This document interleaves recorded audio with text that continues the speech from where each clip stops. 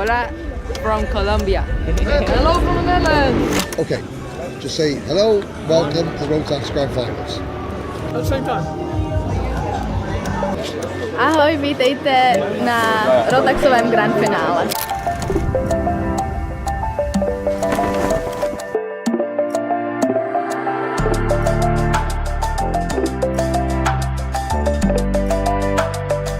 First time for both of us. 22 out of 23. So I missed the first one, 1999, but yeah, been to every other one. Yeah. This is my second time. Marhaba, welcome to the Rotax Grand Finals. Last time when I was in Bahrain, I started last, but I climbed to 8th position at the end. 2001, I won the Masters in Malaysia. Making it to the final in 2021, yeah, that was really good. Hola y bienvenidos al Grand Final. Welcome to the Rotax Max Grand Final. 欢迎来到 Rotax Grand Final. My expectations basically are to, I think, progress. World champion, obviously. There's only one answer. Pride and respect and excitement. I think I'm like one of the first drivers qualified from Saudi to the Grand Finals. Obviously there are champions from all the countries and the cars are the same, the engine, so it's very close together and it's very competitive, and that just makes it so special. It's going to be a fun experience. We can't wait for the week ahead. Go Chinese Taipei! Viva Belgium! Go South Africa! Thank you. In Hungarian, say hello and welcome to the Grand Finals in Hungarian. Köszönöm szépen, hogy itt lehetek a Grand Finalen. Thank you. Forza Jane White. Yes.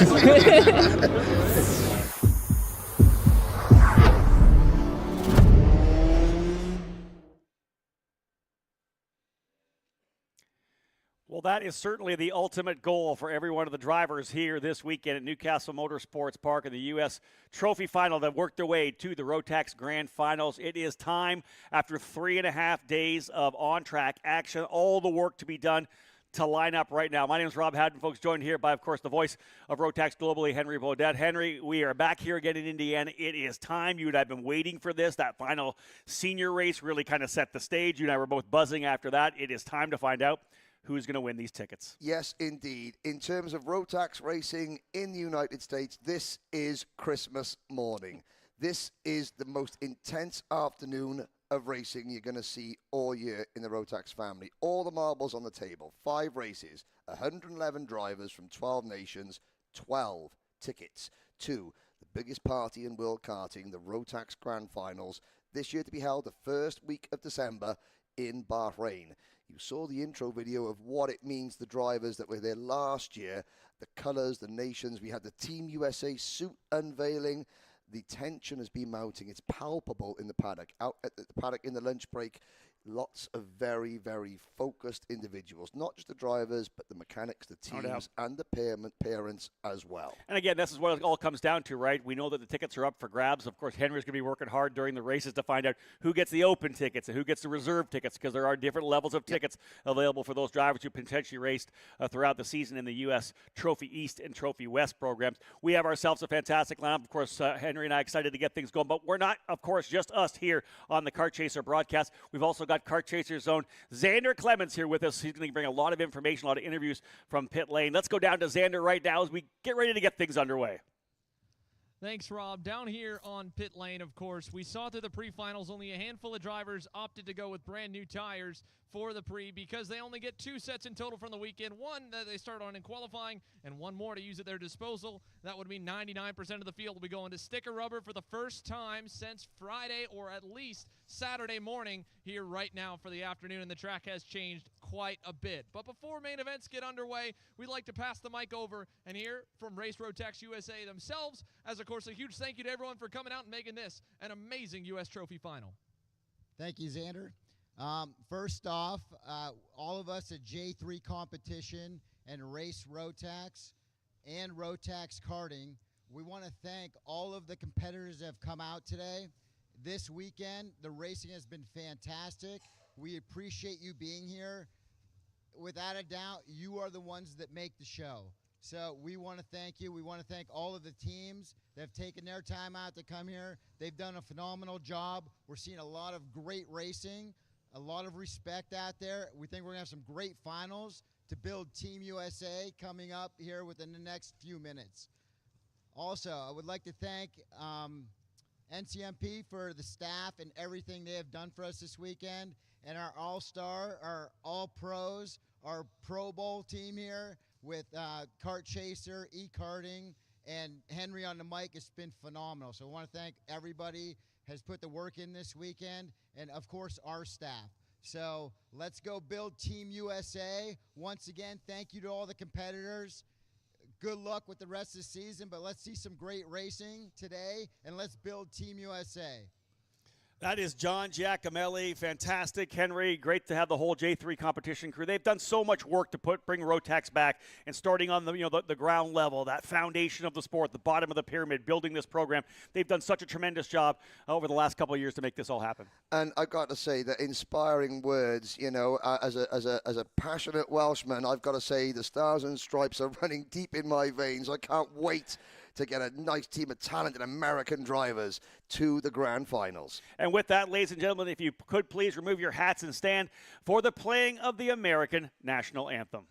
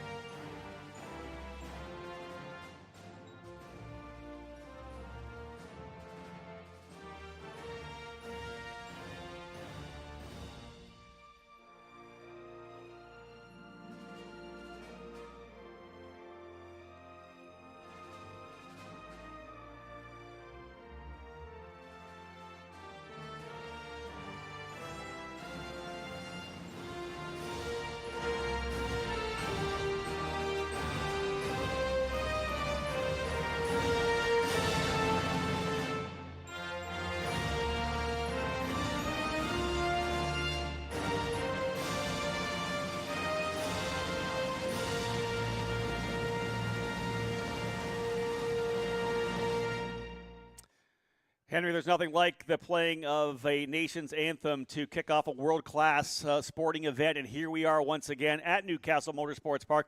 I know John Giacomelli talked about the hospitality of everybody here at Newcastle Motorsports Park. It's been tremendous. The Dismore family always rolls out the red carpet. They know how to put on a race, and this track, as we know, one of the absolute best in North America. Absolutely. The land of the free and the home of the brave. Fortune favors the brave.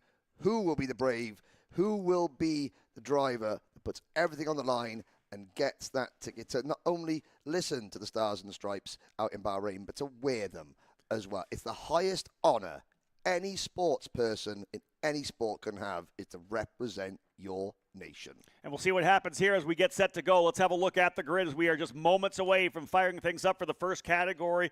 Henry, please do the honors. You've got lots of information, folks. We are about set to go. Micro, Junior, Masters, Mini, and then we'll have a full Senior Max driver presentation on the grid. It's going to be a fantastic afternoon here. It is 67 degrees trackside. Let's go to the lineup of the drivers here in Micromax. Micromax, 13 drivers. The youngest age 7, the oldest age 10. One ticket available. The winner takes it all. Pole position, driving kart number 2 from Washington, D.C., Lucas Palacio. He is your UK PS champion, your Stars of Karting champion, your SCUSA champion in 2023. Starting on the outside of row number 1, driver number 90, Poughkeepsie, New York's Enzo Di Janeiro, privateer driver on the Kart Republic chassis. Holden Myers in kart number 36 from Denver, Colorado, goes on the inside of row number 3, and Holden's fellow privateer entry, number 14, Sterling Mulata from Washington, D.C., starts on the outside of row number 2. Cam Becker starts on the inside of row number 3 in kart number 16. Cam from Colorado failed post-tech qualifying scrutineering, started each race in the heats from the back of the grid. He's moved up to P5. Tyson Underwood from Phoenix, Arizona goes Rose from P number 6. Tyson finished 8th in this class in this event 1 year ago. Connor Lipka in the number 44 kart for J3 competition from Gilbert, Arizona, starts P7 alongside the number 77 kart, Denver's Isaac Payne on the Parolin chassis. Hudson Howard, the youngest driver in the field, son of Jay Howard, former IndyCar star, starts on the inside of row number 5 alongside the number 7 kart of Lucas Tarango, another driver from Ruthless Karting out of Phoenix, Arizona. Danny O'Gara in the number 67 kart from Indianapolis, the son of ex-Indy 500 starter Sarah Fisher. He starts on P11 with Benjamin Sosa on P number 12, the number 97 driver of the AM Engine team. Benjamin hails from Montevideo in Uruguay.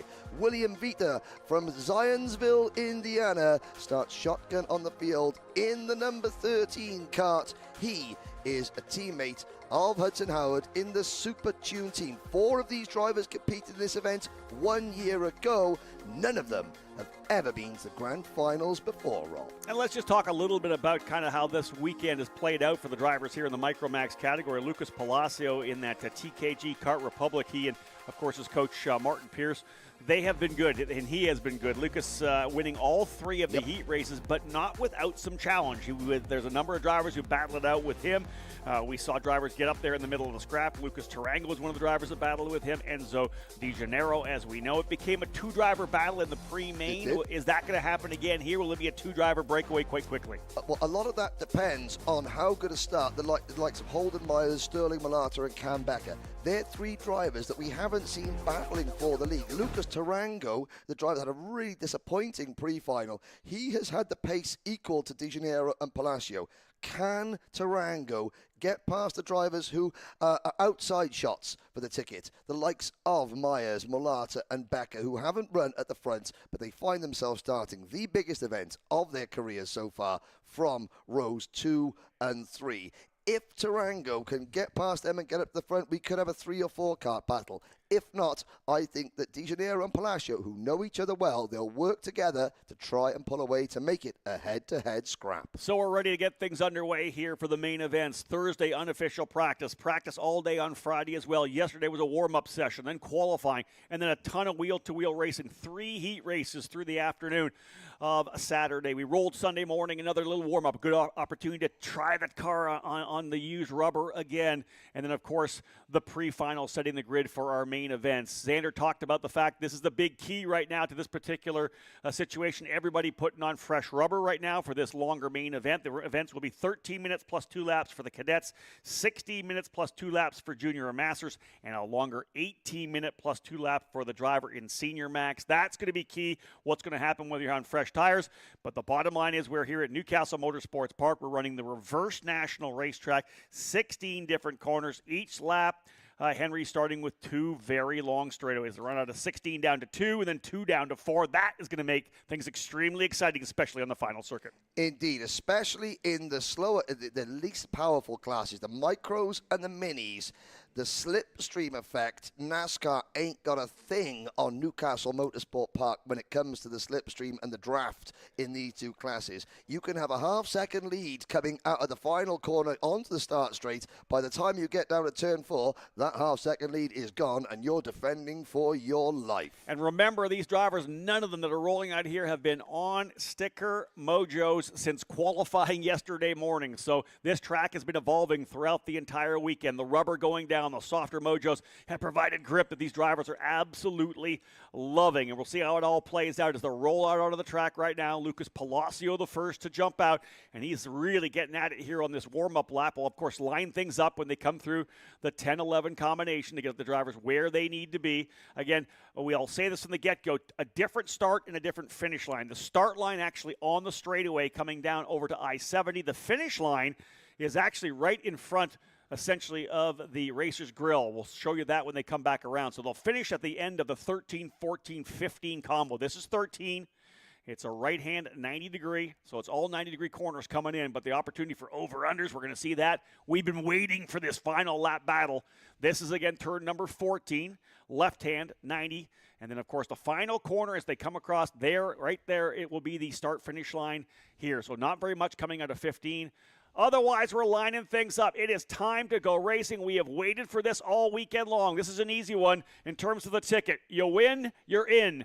Bahrain or bust, and it's time to get things underway. The 2023 US Trophy Final about to go green. Lights are on. Drivers into the tram lines. It is almost time to go racing. Palacio on the inside. De Janeiro on the outside. Lights out. Green, green, green.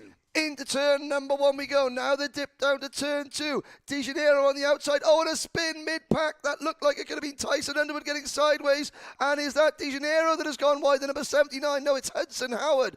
But there's De Janeiro in 4th place. And up the inside, looks like it's Sterling Mulata for second. But Lucas Palacio has the lead. And already those front 4, Rob, have got a huge breakaway. One thing we said before, you do not want to give Lucas Palacio any kind of open racetrack. And the driver who challenged him so well during the pre-final was Enzo De Janeiro. He did not get cleanly out of turn number 2.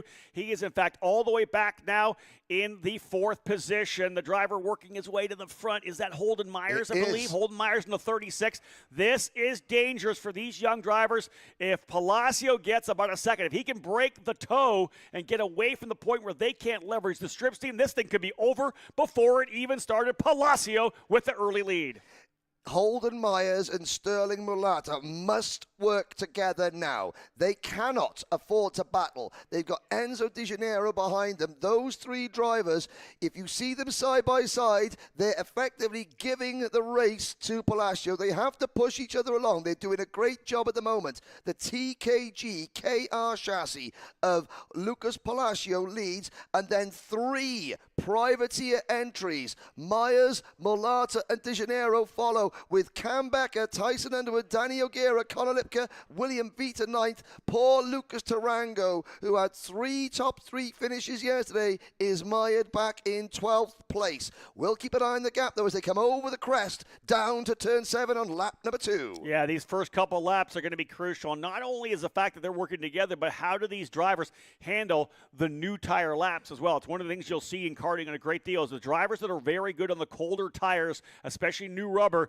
Those are the ones that can kind of pull away early. They're able to get that 1-2 second gap and then maintain it. Right now, it seems like it's very similar to what it was the first time by. You can see that Myers keeps looking over the shoulder to see what Mulata's all up to here right now. They'll work their way around again, coming through turn number 13, 14, and 15. We'll look for the gap as they get back around, but still, Palacio looking pretty good up front.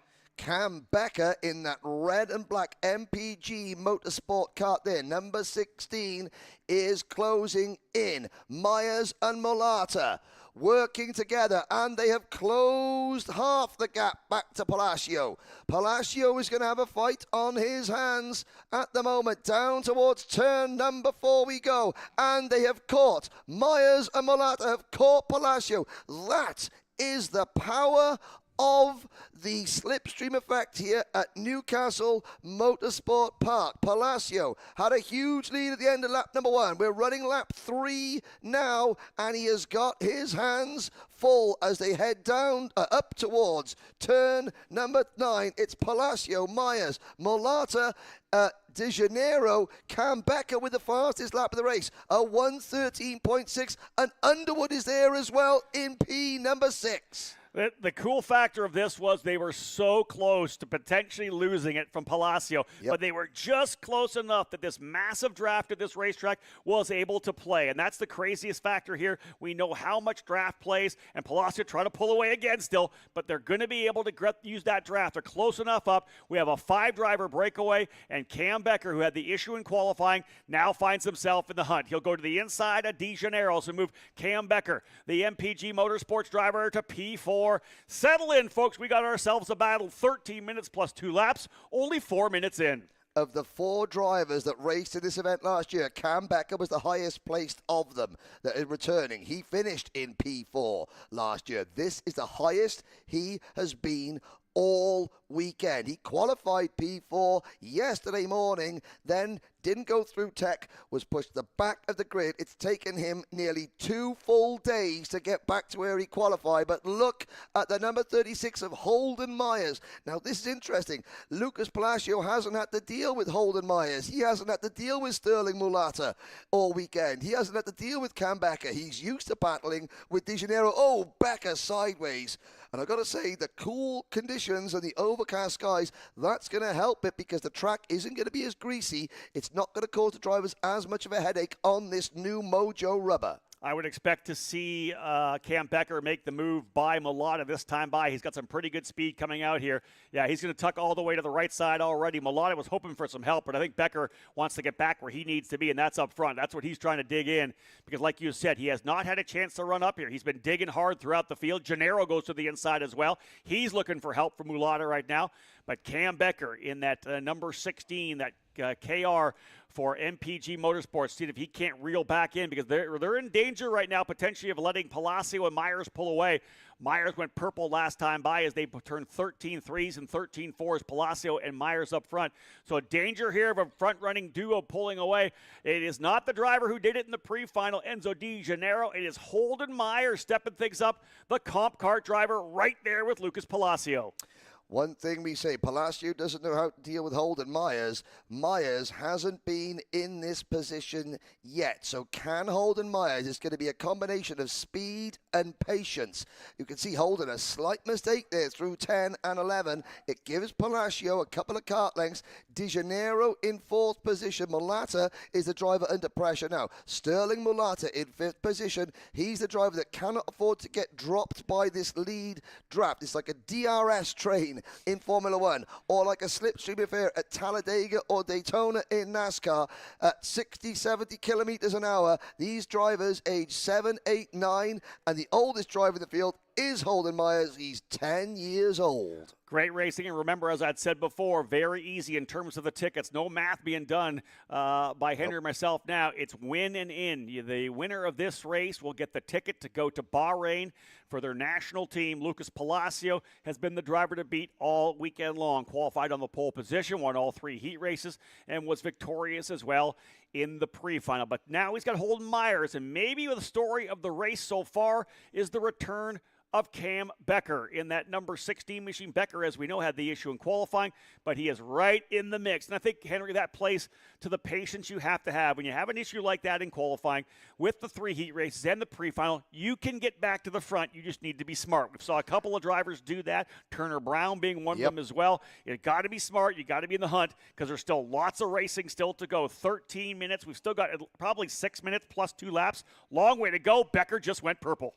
This morning, as I was walking around the paddock, as we got to move for the race lead, Holden Myers, Cam Becker helping Myers through. New leader, Holden Myers, new second place driver, Cam Becker. The MPG team have got a good 10 drivers in their awning. This morning, I went around and did my rounds, and Cam Becker sitting outside the awning with his dad on a bench on their own. I said, good luck. He just looked at me and nodded. And now, for the first time, Cam Becker takes the lead, but Palacio coming straight back to retake top spot, 3 wide over the crest. A handful of drivers ready to battle it out for the ticket to go to Bahrain, and Cam Becker right in there as well. But Palacio, as we know, we've talked about it from the get-go. He has won multiple national championships already this year, looking to do another one in coming weeks down in North Carolina. The work being done up front by this young driver on the Kart Republic machine has been epic, but here comes Becker as well. Sooner or later, someone's going to be able to grab a hold of this, but right now, this is a fight back and forth. And they cannot battle over second now. I know Enzo De Janeiro is quick. He's there in 4th place. They're going to have, both De Janeiro and Myers are going to have to work with Becker because Becker's defending. Doesn't need to do that. He's got to trust the drivers behind. De Janeiro takes 3rd. They do catch Palacio. If they start fighting over second with 4 minutes to go, that could be game over. This is where these young drivers, as I said, 8, 9 years old, they've got to use the maturity that is way beyond their years. As they said in Smoky Mountain, 4 minutes is a long way to go, just a short time to get there. Indeed, we're looking maybe 4 or 5 laps remaining in this one here, as they've already put 9 laps in. 7 laps are down. As I said, probably 4, maybe 5 laps still remain as they work their way around to the front-running 5 drivers behind Sterling Malata. You got to go 4.2 back to Connor Lipka, who runs 6th. Lucas Tarango up to 7th. Isaac Payne, Tyson Underwood, and Danny O'Gara rounding out the top 10. But this is a 5-driver fight for the win here at the U.S. Trophy Final to kick things off. 5 main events for you here on Kart Chaser. Rob Howden alongside Henry Beaudet. Thrilled to have Henry back in the USA with us here for this event. And, of course, you'll be able to hear him and watch him with a full live coverage in December from Bahrain, as he, of course, will be the voice of the Rotax Grand Finals. This one's still getting exciting for sure. Palacio coming across the line with about 0.3 of a second. But what does that mean on this straightaway? Absolutely nothing. Turbo engaged, right back on him. 4 drivers there. The only issue right now potentially is will they drop Sterling Malata off the back of the peloton? Well, Malata is working hard. He's digging deep as they come down. Connor Lipka in 5th. Becker to the inside into turn 4, the old scoreboard turn here at Newcastle. Side by side.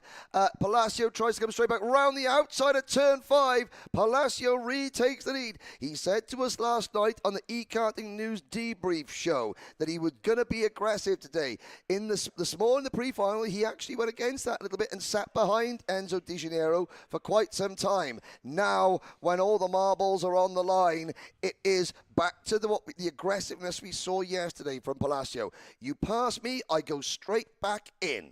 Well, the interesting thing, right, is there's a little drop of a wheel for Becker. It doesn't look like it's hurt him too much yet. But again, he's going to have a little dirty tire coming into that left-hander, or the right-hander, rather, and a little bit of a gap here for Palacio. That's kind of where I was going with this. You want to be up front because you never know the stuff that could happen behind you that shakes things up. A couple drivers get together.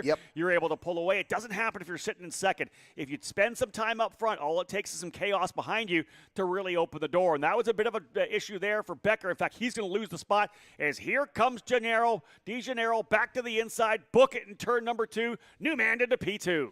Poughkeepsie, New York's Enzo Di Gennaro defending into turn number 4. Here comes Sterling Malata to the inside. Holden Myers gets it sideways through turn 4, and that's the problem that we hoped wouldn't happen. 2 karts getting sideways, a little bit of bumper-to-bumper contact there as they just unsettle themselves. Malata and Becker now drop out of this lead group.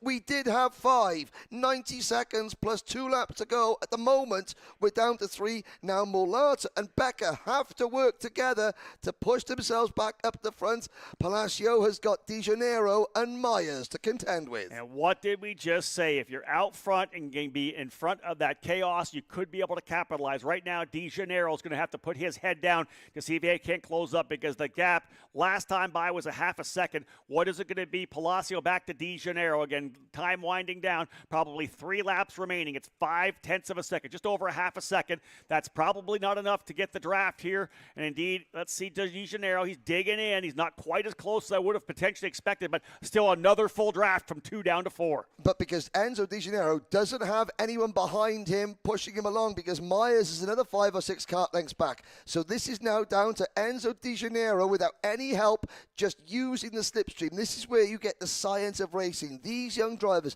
they have to use the air to their advantage. You'll see them hunkering down behind the NASA panel just to sort of create as much aerodynamic efficiency as they possibly can. And Di Gennaro has done it. You'll see them come through the rest of this lap. All Enzo's got to do, don't drop a wheel, Enzo. You're going to be in position. The clock strikes 0. Next time round, they'll get the 2 to go signal. And indeed, Cam Becker able to get by Sterling Malata. And it is Palacio who drops the wheel this time. Palacio makes a minor mistake, and Di Gennaro right back on him. 2 laps to go. Here comes Holden Myers back into the fight. An uncharacteristic error there for Lucas Palacio as he drops the wheel coming out of 12. This is going to help out Cam Becker as well. They'll all be in the slipstream coming onto the straightaway. Talk about dialing things up. White flag will fly next time by. Di Gennaro looks over his shoulder. He's content to sit second right now. Does he make a move? No. But here comes Myers, and here comes Becker as well. Don't count Sterling Malata out either in 5th position. 5 for the ticket as we come into turn number 4. De Janeiro working with Palacio. Palacio went a little bit wide coming out of turn number 4. De Janeiro, he's thinking about it. The only driver making a move into this corner has been Lucas Palacio. Enzo De Janeiro sits tight. So close to the exit of the circuit. Inch perfect there from Palacio, but he's got his hands full. And for a guy like Cam Becker back and forth, you got to get work done. You know the white flag's coming this time by. You got to get up there into third. P4 is not a place you can normally win from unless it gets super chaotic. In fact, Holden Meyer's not too bad there, P3, because you know that Enzo De Janeiro's going to try it sooner or later. Everybody clean coming out of 12. White flag will fly this time by. We are moments away from finding out who the initial ticket winner will be. Of course, all provisionally before we go through tech, but who is going to win it on the racetrack? Palacio will lead into the line. One more lap to go. Into turn number 1 on the final lap, down the start straight, side by side. Enzo De Janeiro takes the race lead. Can Palacio get back across? He's trying, but De Janeiro closes the door. Holden Myers is going to get a good run out of turn 2 and look for Cam Becker. We're side by side. De Janeiro leads. He's going to have to make that kart very, very wide indeed. Palacio swings out wide, tries to go high, wide and handsome. He's able to get the run around the outside, but not tuck it in. Coming back over to turn number 6. De Janeiro is your leader. Palacio to the inside. Book it. He's through to take over P1. Contact between Becker and De Janeiro. It's Holden Myers now into second. A little wiggle coming through turn number 7. Back down here. He'll park it down the inside. Who is going to make the move coming through? Holden Myers not quite there. Palacio's done this before. Just a handful of corners remaining through 10 and 11. They'll come now through turn number 12. You got to keep it onto the racetrack. Holden Myers, a little mid-corner understeer. Here comes Becker to the inside as well. I don't think anybody's got it for him. Final couple of corners, ladies and gentlemen, our first winner of the U.S. Trophy Final. Will there be a last lap move? To the inside they come. Contact made! Cross the line! I think it was Holden Myers. Myers makes it. He wins. But contact in the final corner coming through turn number 15. And the win goes to Myers. Becker second. Mulata in third. But what will happen there with contact in the final corner? Well, Holden Myers, we've been saying all weekend, you got to watch that last corner. There's no run out of the corner before you get to the checkered flag. Myers saw half a kart length's gap there, and he had to go for it. Well, he thought he had to go for it. There was side by side an issue, a territorial dispute. It was for all the marbles. On the track, Holden Myers crosses the line first. But I'm looking back at the thing because Cam Becker crossed the line in second, but we're looking at the screen, Rob Howden. Yeah, it looks like they've updated the results to put Lucas Palacio back to P1. I don't know whether that came from timing and scoring or what happened. We'll try to get an update on that, but they have put Palacio back to the top of the charts on live timing. The contact, of course, coming through. We don't know whether or not that was an initial rule coming in from race control, but as we see here, Palacio back to the top. Myers, Becker, Mulata, and De Janeiro is what they've reset on live timing. But again, Holden Myers made that move, came through, and we were looking for the first winner. He got a good run out of turn number 14. Henry tucked it to the bottom. I just don't know that you can make that move cleanly. Simply, you have such a great overrun, and it wasn't quite enough there. I think what every other driver in every other class is going to be looking at, they're going to be thinking, okay, they're the slowest karts here, the micros drivers, and really it didn't work for the micro class, so it's not going to work for the faster karts. So I think that everyone's going to say, we're going to have to get it down into 13. That's going to be the last hurrah. Now, on the circuit there, Myers crossed the line first, but he was on the grass. The actual driver that crossed the line first on the tarmac was Cam Becker. Third across the line, but way off the right-hand side of your picture was Palacio. So again, they crossed the line 3 abreast, but only one of them on the circuit. It's going to be a very tight. Obviously, the race officials are going to look at that. They've got access to the kart chaser footage. We don't want to sort of presuppose what they're going to decide. So this is, I went over and talked with Xander Clements here and had a look at it. Essentially what happens is there's a timing line across, obviously across the line. Yeah, you can see it on the circuit. And it goes a little bit, I believe, into the grass, but now, of course, not all the way out the far side of the grass. So I think they're looking visually that the driver very likely coming across the line, although he did not trip the beam, was Lucas Palacio. He was the first driver driver to the line if you extend the line all the way out into the grass. So you could see on the screen there, ladies and gentlemen, you could see across the circuit, you've got that dark line going from the flag stand at the inside to the outside of the circuit. That line continues until you get to the barrier. Now, although the timing beam doesn't, the line, the finish line, does. Yeah, so the strip that's underneath doesn't go all the way into the grass. Yeah, so no, I mean, I don't know if you've got access to action replays on the screen, but again, Palacio was the first driver to cross the finishing line, even though he didn't cross the timing beam because he was on the grass. Well, listen, why not start this race with some unbelievable excitement, right? Wow. but I've got to say, what a race. What a race, those 5 young drivers. So, I mean, you know, last corner notwithstanding, what a race. Provisionally, according to the timing monitors, subject to any post-race tech or any post-race clarification from the officials, Lucas Palacio, Holden Myers, Cam Becker, your top 3. Sterling Mulata, Enzo De Janeiro, and Connor Lipka, your top 6. Lucas Tarango, Isaac Payne, Hudson Howard, and Tyson Underwood, your top 10. Danny O'Gara, William Vita, and Benjamin Sosa.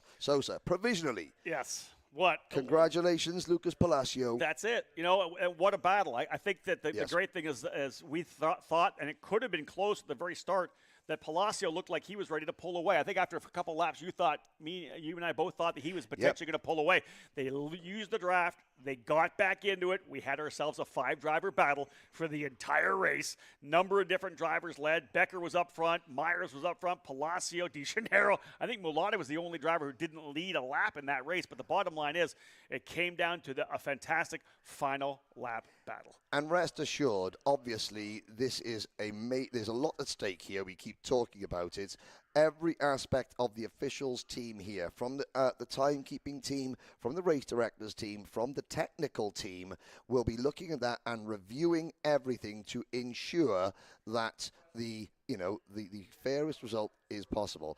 This is karting, you know, commiserations. Holden Myers, he crossed the line first on track. He thought he won. He had a little hand in the air. I think he realized, that move, that could land me in a bit of trouble.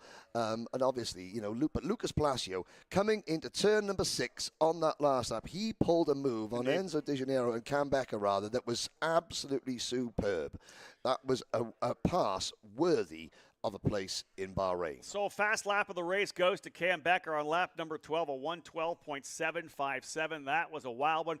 And folks, we are getting right back into it. No rest for the wicked here. Let's get right back at it. Lineup for the drivers getting ready to roll here in Junior Max. Junior Rotax pole position for Fox and Sun Racing. Number 246 Wesley Gundler. Be Wild, Turner Brown on the outside of row number 1 for Speed Concept Racing. Diego Ardiles for RPG goes from row number 2 alongside AM Racing, Simon Bulbarella from Argentina. Nix Eggleston from Ruthless Karting and Jackson Walney, former Team USA driver for Speed Concepts, go from row number 3. Archer Eversman and Canada's Nathan Dupuis on row 4. Ben Hernandez and Austin Olds go from row number 5. Arizona's Giovanni Santora and New Zealand's Cole Turney on row number 6. Gennaro Trapper from Argentina and Carl Drysdale start row 7. Burning Sterling McKenzie goes from row number 8 alongside Ethan Tovo, Peyton Fain and Ty Fisher on row 9, Francesco Monaco and Jake Milan on row 10. The remaining drivers in the 32 kart starting lineup: Mason Kuhn, Sebastian Rist, Jackson Tovo, Landon Cardwell, Maximilian Spilger, Jasper Wang, John Wade, Mannix Donnelly, Killian Harris, Katie Countryman, Luke Fedowitz, and the youngest driver in the field, Tyrone Kemper Jr. 2 tickets available. 1 ticket to the open driver, 1 ticket to a reserve driver. The winner on track will go to Bahrain. The second place driver on track will be the reserve, or the second qualifier will be a reserve ticket driver. Ben Hernandez, Max Spilger, Luke Fedowitz, Carl Drysdale, Nix Eggleston, Sebastian Rist, Peyton Fain, Wes Gundler, Landon Cardwell, Giovanni Santora, and Katie Countryman are your reserve drivers. And we'll do what we can throughout the race to let you know who is in the ticket positions, as we always do. Getting ready to go for this one here. Junior Max, 16 minutes plus 2 laps. Drivers into the tram lines. Our second race about to go, and we are lining things up, and it is lights out. Green, green, green, racing down into turn number 2. It's a good start from Gundler. It's an excellent start from Diego Ardiles. 2 drivers spin before we get to turn number 2. At the moment, Gundler would take the reserve to the open slot, and the second slot would be the next reserve driver. The next best placed reserve driver is Nix Eggleston. So for Diego Ardiles in second, it's win or bust. The same goes for Turner Brown and Simon Bulbarella. So their opening lap just starting to settle in. Again, long way to go, so we'll let these drivers kind of hash things out early. One of the drivers who did have trouble in the pre-main was Ty Fisher from deep in the field. I told him during the lunch break, I've seen guys come from 45th to win here at a Grand Nationals with Rotax. So this is a long race. You got lots of time. Stay out of trouble. Work your way forward. You can see already that Wesley Gundler went full defense down into turn number 9. He's running a defensive line into turn number 13 as well. And here's a move potential. Look at this. Oh, wow. Ardiles throws it in there to the inside of turn number 14. That's where we could see passes potentially for the race. When I don't know what's going to happen in 15 like we just saw, but this was a very aggressive opening lap. A number of guys throwing haymakers at each other super early. No one settling in at all right now. Tyrone Kemper and John Wade, I believe, are the 2 drivers off at the side of the circuit. So Diego Ardiles leads. Turner Brown second. They are both they're non-reserve drivers. Oh, Nathan Dupuis, hard on the brakes. Oh, Dupuis. And you can see the damage on his rear bumper. I think that he may have had some help from behind. And that is game over in terms of qualification for Ontario, Canada's Nathan Dupuis. Well, so the top... We saw a bunch of heads getting snapped back there. There were guys throwing it hardcore into the braking zone there. I certainly think, judging by the damage on the rear bumper of Dupuis' car, somebody had gone into the back of him. So the top 2, Diego Ardiles and Turner Brown, they are both open drivers. At the moment, Diego Ardiles would take the open ticket. The 2 best placed reserved ticket drivers were Gundler in 3rd and Eggleston in 4th. In fact, Gundler is there. There is Eggleston. Nix Eggleston in kart 224. He's running 4th on the road. In fact, he's ahead of Wes Gundler. Gundler got caught out in that earlier incident. So Nix Eggleston would take the reserve ticket. Ardiles would take the open ticket. Turner Brown, second on the road, would not get a ticket. Yeah, so indeed, we'll see the permutations happen throughout this race. Although as the drivers have got to settle in for what should be a long run, as I said, 16 minutes plus 2 laps. We're not even to the 3-minute mark. So only a couple of laps in. There's a long way to go in this one. Drivers are settling in right now. We have a couple of 2-driver runs. You see 1st and 2nd together, 3rd and 4th, and 5th and 6th, all running together on the racetrack right now with Ardiles and Brown out front. Bulbarella and Eggleston right there in 3rd and 4th. Gundler and Wolney in the 5th and 6th spot. Cole Turney trying to dig in. He's 7th. He's up 5 spots. Kyle Drysdale coming up from 14th to 8th after that early lap chaos there. He's up into the top 10, as is Ben Hernandez and Gennaro Trappa. That's where they run in the top 10 right now. But after that aggressive move to the inside of turn number 14, Diego Ardiles in the RPG Cosmic leading the way in the 293. But here comes Turner Brown, and essentially here comes Nix Eggleston. He's the driver on the move here early. Indeed, Nix Eggleston was a couple of laps away from a ticket at this event last year, got caught out in an incident. He now runs in 3rd, but he will be fully aware that he is the best placed reserved driver. And he looks to the inside. Turner Brown down to 3rd. New leader. It's Diego Ardiles. The top 2 on track would take the tickets as things stand. The open ticket to Ardiles, the reserve ticket to Eggleston. Behind the top 3, Gundler and Jackson Wolney and Ben Hernandez all moving forward. There goes Wolney. Jackson Wolney's not a reserve driver. It's win and in only for Wolney. And then you've got the number 225 kart of Argentina's Simon Bulbarella, another open driver. The reserve ticket looks like it's going to be a straight fight between Eggleston, who currently runs 2nd, and the number 246 of Wes Gundler. Looking down at the rest of the reserve drivers, the 3rd best reserved driver at the moment is Ben Hernandez. He runs in 7th in kart 208. New leader, Nick Eggleston. Yeah, indeed, and Turner Brown following him through. Wes Gudler's got to get his head back in the game, and there he is. He's rolling up because he's the other driver in the middle of the fight. He started on the pole, got roughed up a little bit in that chaos that happened, all that hectic racing over in turn number 4, but he's settled back in nicely, running P4 right now, just getting things underway. Nick Eggleston, his first opportunity to go to the lead, but another aggressive move for Diego Ardiles. Threw it to the inside of turn number 6 and got that right front into the side pod there of Turner Brown, who held on to the spot and was able to continue through. So, again, a lot of action right now as these drivers are really throwing haymakers at each other early on. Surprised with the kind of the level of intensity in the opening couple laps, knowing that if you just get away, then you can start racing. These guys have really been going at each other. Yes. Now, ladies and gentlemen, bear with me. If a reserved driver takes the overall outright win on track like Nick Eggleston is looking like he's going to do at the moment, Nick's would take the open ticket, and the reserved ticket would go to the second best placed reserved driver. Why have we got reserved drivers? The reserved drivers are the ones that have competed in every round of the US East Trophy and the US West Trophy. It's a way of rewarding loyalty whilst also making this event open to international drivers and drivers coming from other classes. However, the winner on the road takes the open ticket. If things stay as they are, Eggleston would take the open ticket, even though he's a reserve driver. The reserved ticket would go to Wes Gundler running in 4th place. So that would mean that Turner Brown in second and Diego Ardiles, who's up there as well, and who's in second place now, Turner Brown and Jackson Walney running second and third, they would go home. That's it. Exactly that. Turner Brown, as we know, essentially has got to win this thing, and he is pushing away. And this is what I expected more to see. A couple of drivers working out front. Nick Eggleston is your leader. He's trying to pull away with Turner Brown. They've got a bit of a gap back to the next group, which is Jackson Wolney, who just went purple. He's right there with Wesley Gundler. Then you see the next gap back to Diego Ardiles, the 225 of Bulbarella. So that's kind of where we are in terms of the 6 drivers. They have 1.3 seconds on Ben Hernandez. Then it's Kyle Drysdale, Jake Milan, and Cole Turney. Jake Milan up 11 spots from 20th into the top 10. But as we're 6 laps in now, 7 minutes in, we still have a long way to go. 9 more minutes before we even get to the 2-lap signal. But right now it's shaken down like potentially a 6-driver battle. 2 seconds separate your top 6. This top 4 starting to tighten up as Wolney leading Gundler back to the lead duo.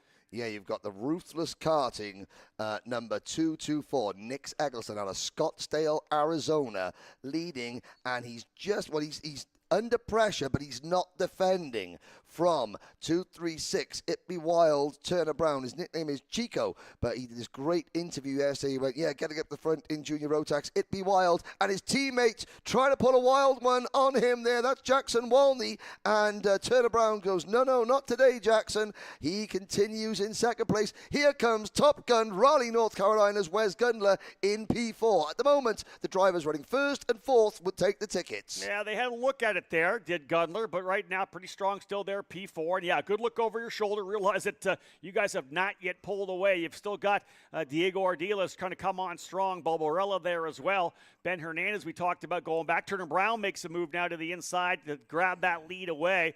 And this is the thing for Turner Brown. I don't know whether or not they have all the mathematics in their own heads or kind of know where everybody needs to be, but I think the bottom line is every one of these drivers know if you're the first with the checkered flag, you're getting a ticket. Yeah, and I have to say, I think they do. When I went into the Speed Concepts Racing awning on Thursday, it was like a Spanish Inquisition. I was being quizzed over all the permutations. So, as things stand, Brown would take the open ticket, Eggleston would take the reserved ticket. But Eggleston has now got a head-to-head battle with Wes Gundler, who's moved back into P3 for the Fox and Sun Racing team for that second ticket. Ardiles has got to win. He's got to pass 3 drivers. So has Volney in Kart 296 and Bulbarella in 225. Behind the top 6, Hernandez, Drysdale, Milan, and Turney complete the top 10. Yeah, lots of work to be done. You can see the gap back to the next group. That is 7th, 8th, and 9th all running battling together. Hernandez, Drysdale, and Milan all running together. But these drivers up front continue to battle it out. Gundler able to go to the inside of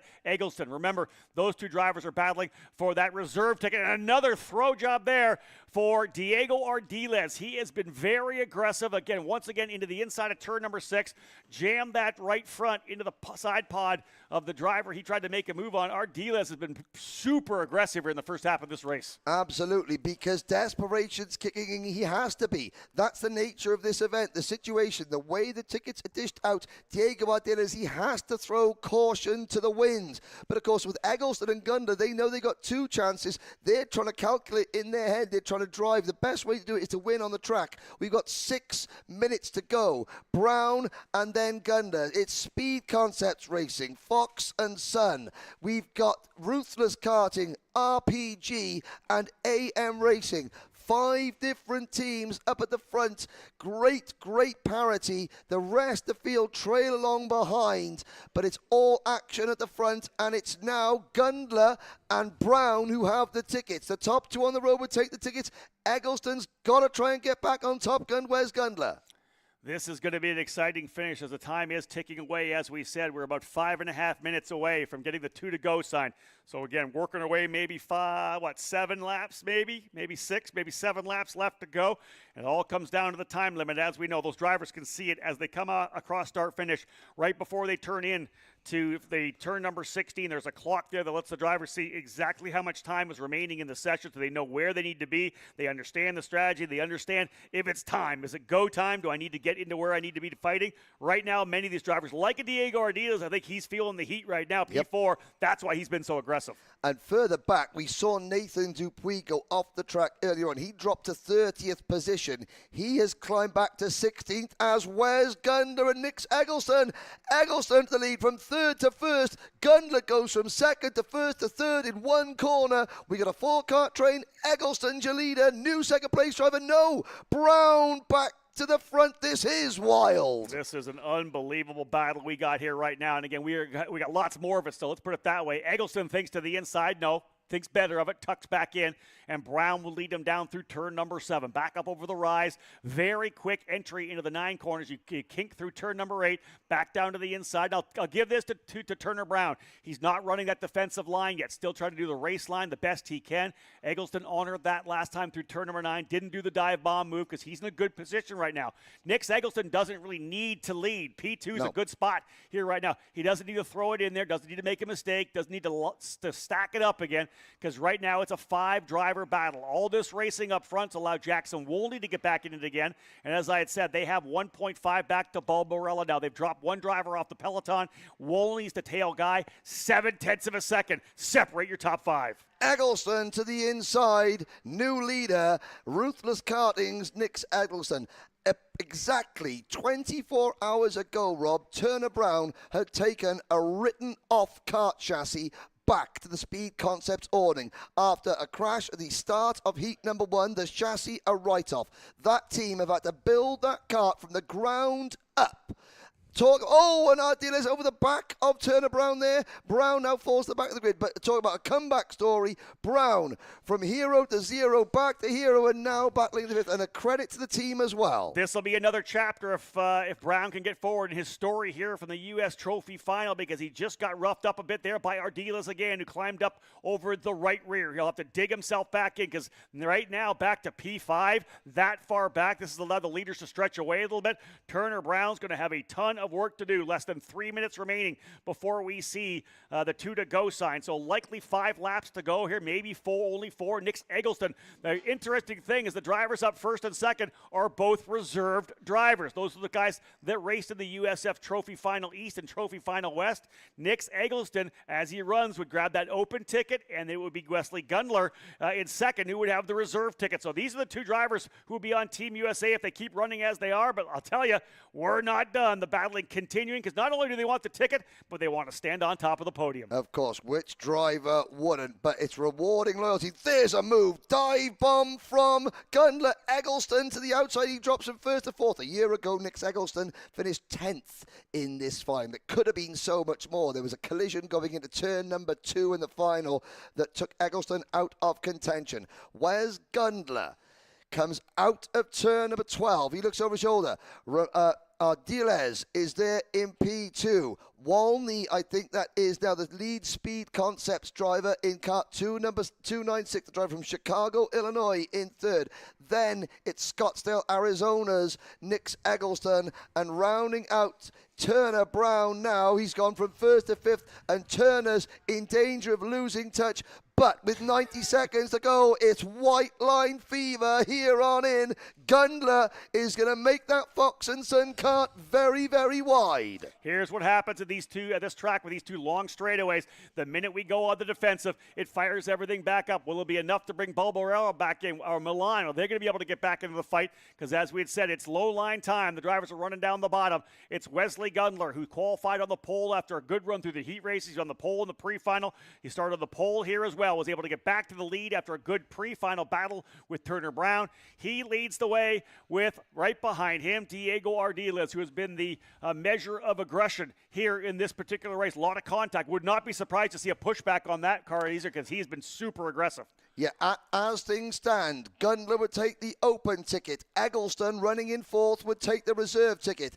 That means that Ardiles and Walney, running in second and third, they have to put the pressure on Gundler. They cannot afford to sit and wait in second and third. That's why Gundler's defending, and they're all defending. Gundler comes out of turn number 2. 15 seconds to go. Hernandez at the back there, one of the J3 karts there. That was Jake Milan, I think the FDM kart, running very wide. Up into P2 for Jackson Walney. Ardiles back to 5th.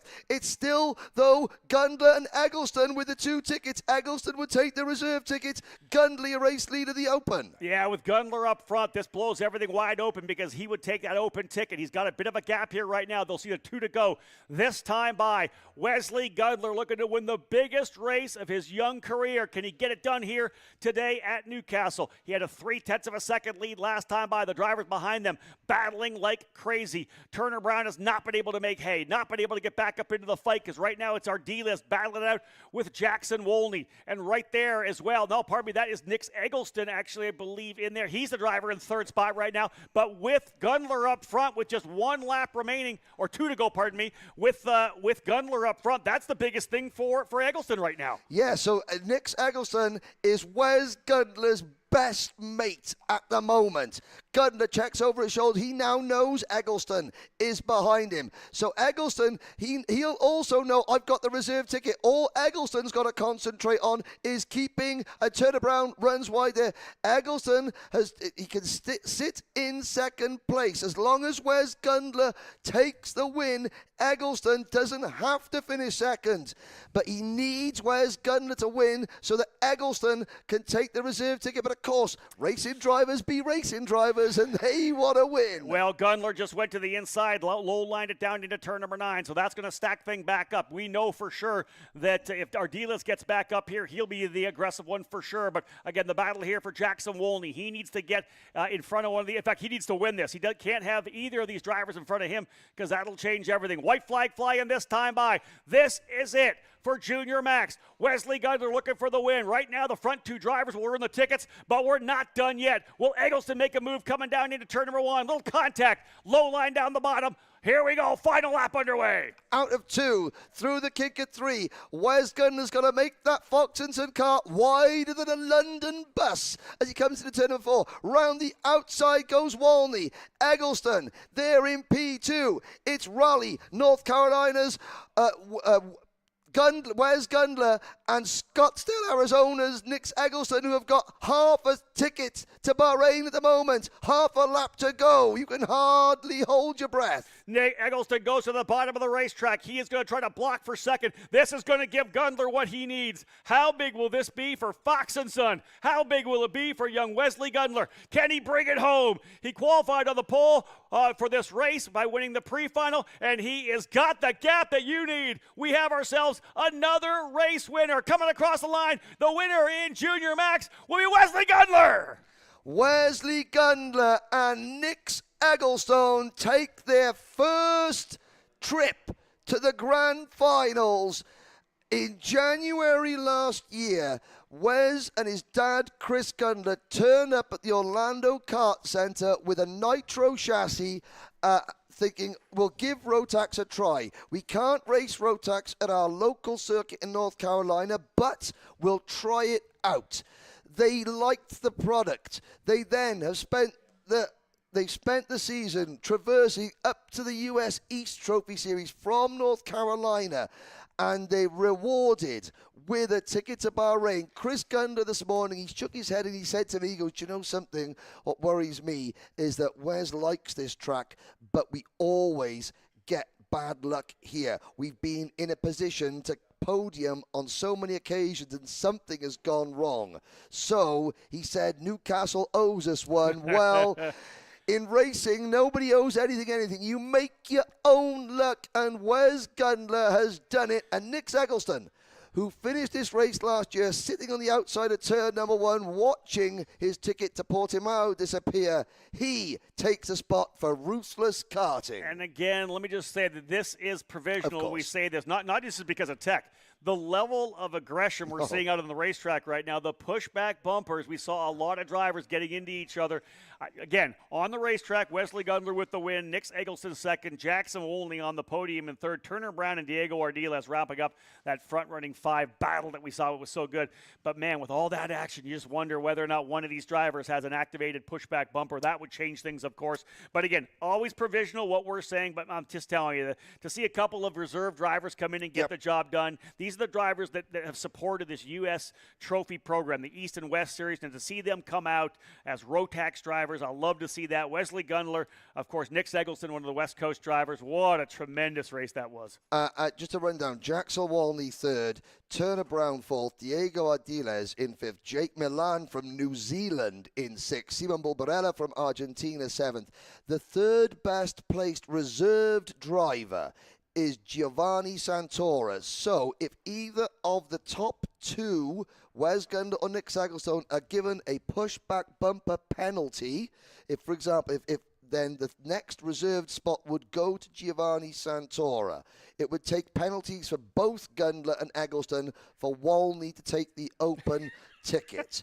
Now, Ben Hernandez finishes 9th, Carl Drysdale 10th, Nathan Dupuis, he's going to be devastated with finishing 11th, but we saw him go out. He was 30th at the end of lap number 3. He fights back to finish 11th. What a drive ahead of Ty Fisher in P12. That was an absolutely fantastic race. Folks, we know that we're rolling right back in with another one here right now, so I'm going to pass it back over to my man Henry Beaudet here. So we're going to go through the grid for the drivers in the Masters Max category. I know we're close to getting rolling.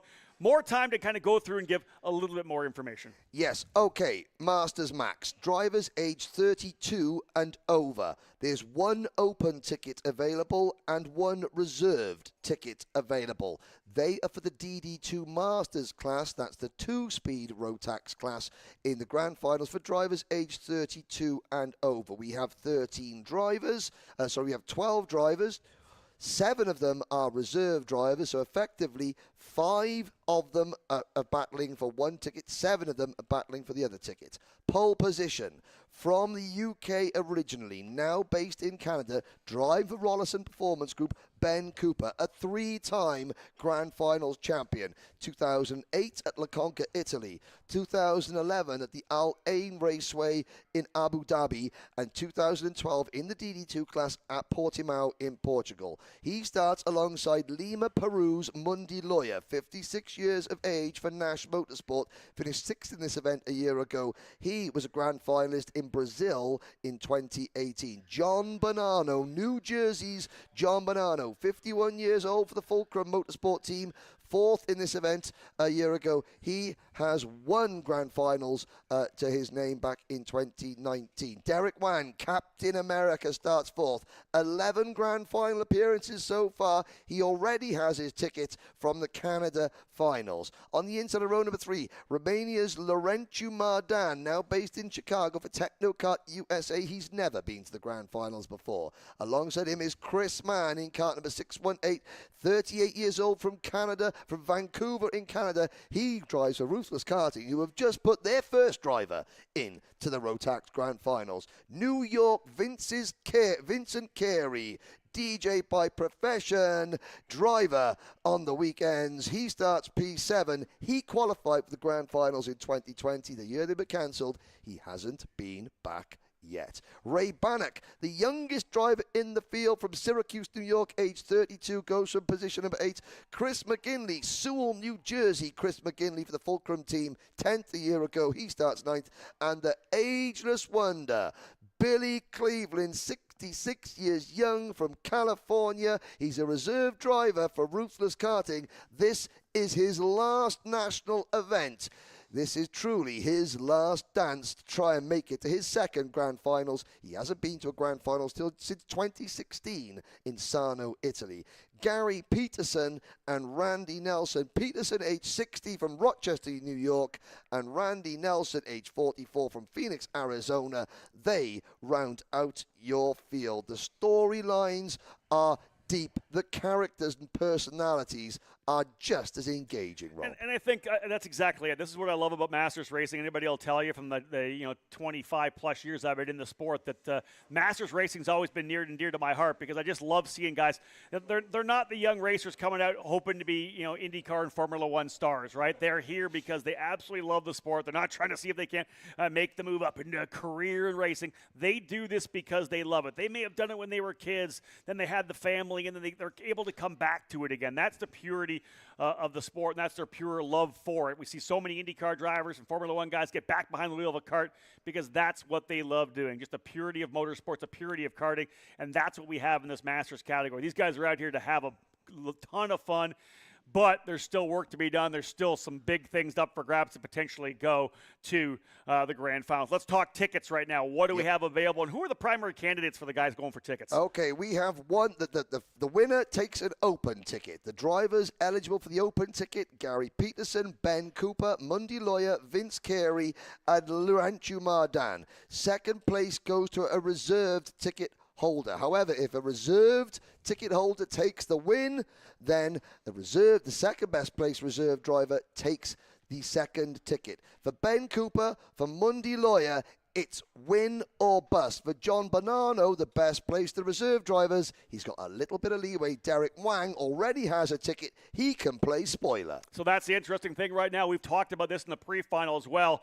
For these drivers who are lined up around Ben Cooper, they cannot let him get away. The best opportunity to put him back to P4, whatever you have to do in the opening lap here. And he knows it. Ben Cooper knows that he's got a huge target on his back. He knows they're all going to try to get by him because he knows that they understand how quick that he is. We'll see what happens. These opening couple laps should set the stage and tell the tale. Drivers working their way into the starting box. Lights out. We are racing, and a move from the outside of the front row. Mundy Lawyer, I believe, going into P1 out of the gate. Will that run? He was right up alongside. One driver dropping a wheel further back, but indeed we have ourselves a different leader, and I believe that is Derek Wang coming through with him.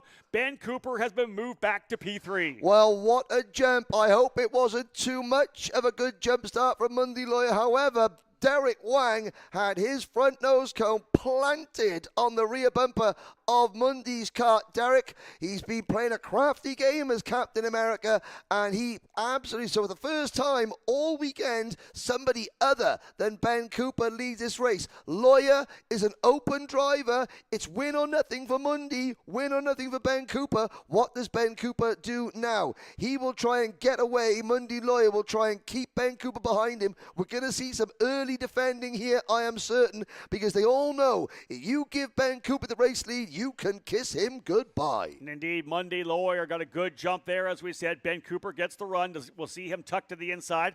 Just a little look over the shoulder to survey the situation. How many guys are close? He could eventually pull away, but remember this, and let's come back to heat race number 2, and Mundy Lawyer literally reeled in and chased down Ben Cooper, was not able to overtake, but got right essentially to the rear bumper. So we know Mundy Lawyer has the pace to get the job done. Will Ben Cooper try to just push away with him right now to make it a two-driver fight? That's definitely a possibility. Or will he attack early and look to stretch that early lead? I think what we might see is we might see Ben Cooper make a little outliers. He might sort of see what Mundy's thinking. He might have a little look up the inside, and if Mundy is defending, then he'll think, okay, I'm going to push Mundy away because I want a one-on-one situation. Now, John Bonanno in 4th position. Derek Wang has already qualified. Even though Derek is a reserved driver, he's already got a ticket. So the reserved ticket would therefore go to the next best placed reserved driver, which is Bonanno. So John Bonanno's sitting pretty at the moment. John Bonanno's nearest competition is effectively Chris Mann in kart number 618. Derek Wang is quite happy to sit there, and maybe, there's the move, Ben Cooper. And now Mundy Lawyer's got to get his head down. I think Ben Cooper saw the fact that Wang and Bonanno were closing in, and Cooper defends. Here comes Captain America, but Lawyer is there as well. They've got to get back past Ben Cooper. Yeah, indeed. If Ben can use this lap here to make a move forward, especially I think if Derek Wang tries to make a move here on Mundy Lore that kind of locks them up a little bit, that will be just what Ben Cooper needs. And again, for him to go back to P1, I think everybody behind him just went, this is not a good situation. That Rawlson Performance Group Cosmic is back up front. We have been chasing it for 2 straight days. Through 3 heat races, through the pre-final, they've been looking at the back of his helmet, and they are once again. They could close their eyes and draw a very accurate recreation of the back of Ben Cooper's race suit, because that's the only thing they've been looking at all weekend. But it's been getting gradually further and further away from them. Lawyer, Wang, and Bonanno have to get their heads down. Although for John Bonanno, he is in a good position right now. Mardan runs in 5th. Mann is 6th. Billy Cleveland is 7th. Bannock is 8th. Carey 9th. Randy Nelson, Chris McGinney, and Gary Peterson. Oh, and Cooper puts 2 wheels on the grass. Who says that the pressure can get to even the best of them? Indeed, and that's it, because being pressured from behind, Ben Cooper wants to go back to see if he can't go to Bahrain to win a 4th Grand Finals triumph. We'll see whether or not it happens to him as the battle continuing here right now. Good run up front. You can see all these drivers lining up. One quick note while we have some time, being told it is Ray Bannock's anniversary here today. Racing on his anniversary. His wife here at the racetrack with him. So a happy anniversary to the Bannocks. I can imagine the conversation a couple of weeks ago. Oh, honey, how do you fancy a trip to Indiana for our anniversary? Oh, that's great, honey. Where are we going to go? Terre Haute? Are we going to go to a nice hotel and spa? Something like that. There's a hotel involved. But, yeah. Exactly that. Happy anniversary, Ray. So indeed, there is this number 629 rolling there. Ray Bannock currently running in the 8th position. In front of him, a very interesting little note here. Billy Cleveland just went purple. Fast driver on the track. He is only 1.3 seconds back, a 1:05.5. He was 0.3 quicker than the leader. That is Billy Cleveland rolling up in the back of Chris Mann. And Billy Cleveland is the 3rd best placed reserved driver who doesn't already have a ticket. He's the 4th best placed reserve driver on track, but Derek Wang already has a ticket. Bonanno still holds the reserve ticket place. Mann is the 2nd best placed reserve driver, and just behind Mann there on that Cosmic chassis, Ruthless Karting's Billy Cleveland. So the battle is a great battle. Laurentius Mardan has got to get past John Bonanno. Laurentius' only chance is to win this race, so he's got to get past Bonanno and set up after Cooper and Mundy Lawyer. Derek Wang is already in. He would take the reserve spot. He's already got a ticket, so the reserve ticket would go to the 2nd best place reserve driver. And the key is this right now. So with Ben Cooper doing what he's doing right now, we got really 3 drivers in the fight for the ticket, right? Yep. It's Bonanno, Chris Mann, and Billy Cleveland. Those are the 3 drivers going after the reserve ticket right now. You pull Derek Wang out, so really 3 drivers scrapping it out. We know that Mundy Lawyer and Laurentius Mardan have to win, but right now Ben Cooper's rolling, and that is Bannock. That is the number 629 kart. Yeah, Syracuse, New York. Well, happy anniversary. It's not going to be a happy anniversary. There's going to be no surprise trip to Bahrain as an anniversary present for Mrs. Bannock. We're very sorry to say. So the youngest driver of the class, 32 years old from Syracuse, New York, Ray Bannock, drops the back of the field. The great thing is, as a Masters driver, we'll see him back here hopefully again next year for years to come. That's the great thing about it. We know that if he's going to race as long as Billy Cleveland does, he's got 30 more years in U.S. Finals. Exactly. Yeah, they'll have to dust the cobwebs off us to come and commentate Very on true, it. yes, 100%. But look up front here. This is the lead, and what everybody did not want to see, except if you're an RPG driver or a team member, because right now Ben Cooper leading by 0.8 of a second, essentially out of the draft zone. Mundy Mundy Lawyer getting chased down by Derek Wang. John Bonanno, where he runs on the racetrack right now, would have that reserve ticket to be part of Team USA, but we're not done because Chris Mann's right there. Billy Cleveland's right there. Cleveland's trying to dig in. Chris Mann did not get a run. Billy Cleveland's going to get by Chris Mann. So move Billy Cleveland up a spot here, the ageless one in the Ruthless Karting. Cosmic now works his way up into P6. I've got to say, talk about motivation. Billy Cleveland was talking about, he was around at the start of karting in the United States. He lives in California, not far from the Eastland Shopping Center, the car park of which in Los Angeles, California, hosted the first ever official kart race anywhere in the United States, and he has been in karting since 1971. He has been around the world. He has driven against the very, very best, and although his body is slowly telling him it's time to stop, the fire still burns deeply within, and he is now summoning every ounce of experience because he can see the fulcrum number 672 of John Bonanno in front of him, and he knows if he can get his nose alongside and his nose in front, he can round out a storied career and a fantastic life in karting in Bahrain.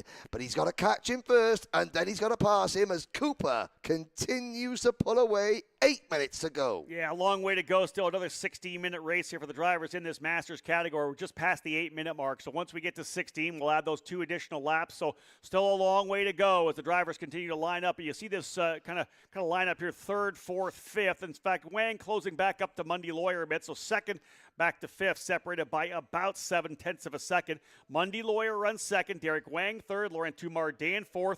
And John Bonanno right there, but just 0.3 of a second back is Billy Cleveland. That's how close. You wonder whether or not Cleveland will be able to dig in, but the way things are playing out right now with that open ticket going to Ben Cooper up front, the reserve ticket then lines up for the next driver who ran that US Trophy East or Trophy West series. Chris Mann's right there as well. So Bonanno, Cleveland, and Mann, the drivers, the 3 that are fighting out for the reserve ticket are 5th, 6th, and 7th right now. This is going to come down to a straight, fisticuffs deal to see who's going to get that reserve ticket. Yeah, almost Laurentian. Here comes Derek Wang to the inside. Okay, now the question is, if Derek Wang takes the win, he would take the open ticket, but he's already got a ticket. And then I do not know what the permutations are, whether they still give the ticket to the best open driver or they give it to 2 reserved drivers. It may be 2 reserved drivers. We'll have to get a clarification. However, let's not get ahead of ourselves. Derek Wang, Captain America's, got to close down over a second's deficit to Ben Cooper. Do you want a little bit of extra stuff for this? Another layer of intrigue?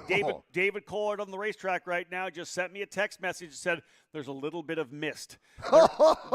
There is a light cell, very small cell that he showed me that's coming our way. You can see that we're getting some heavier cover right now. So a little bit of mist, if that kind of makes things a little slippery, all it takes is a driver to have a little bit of trouble.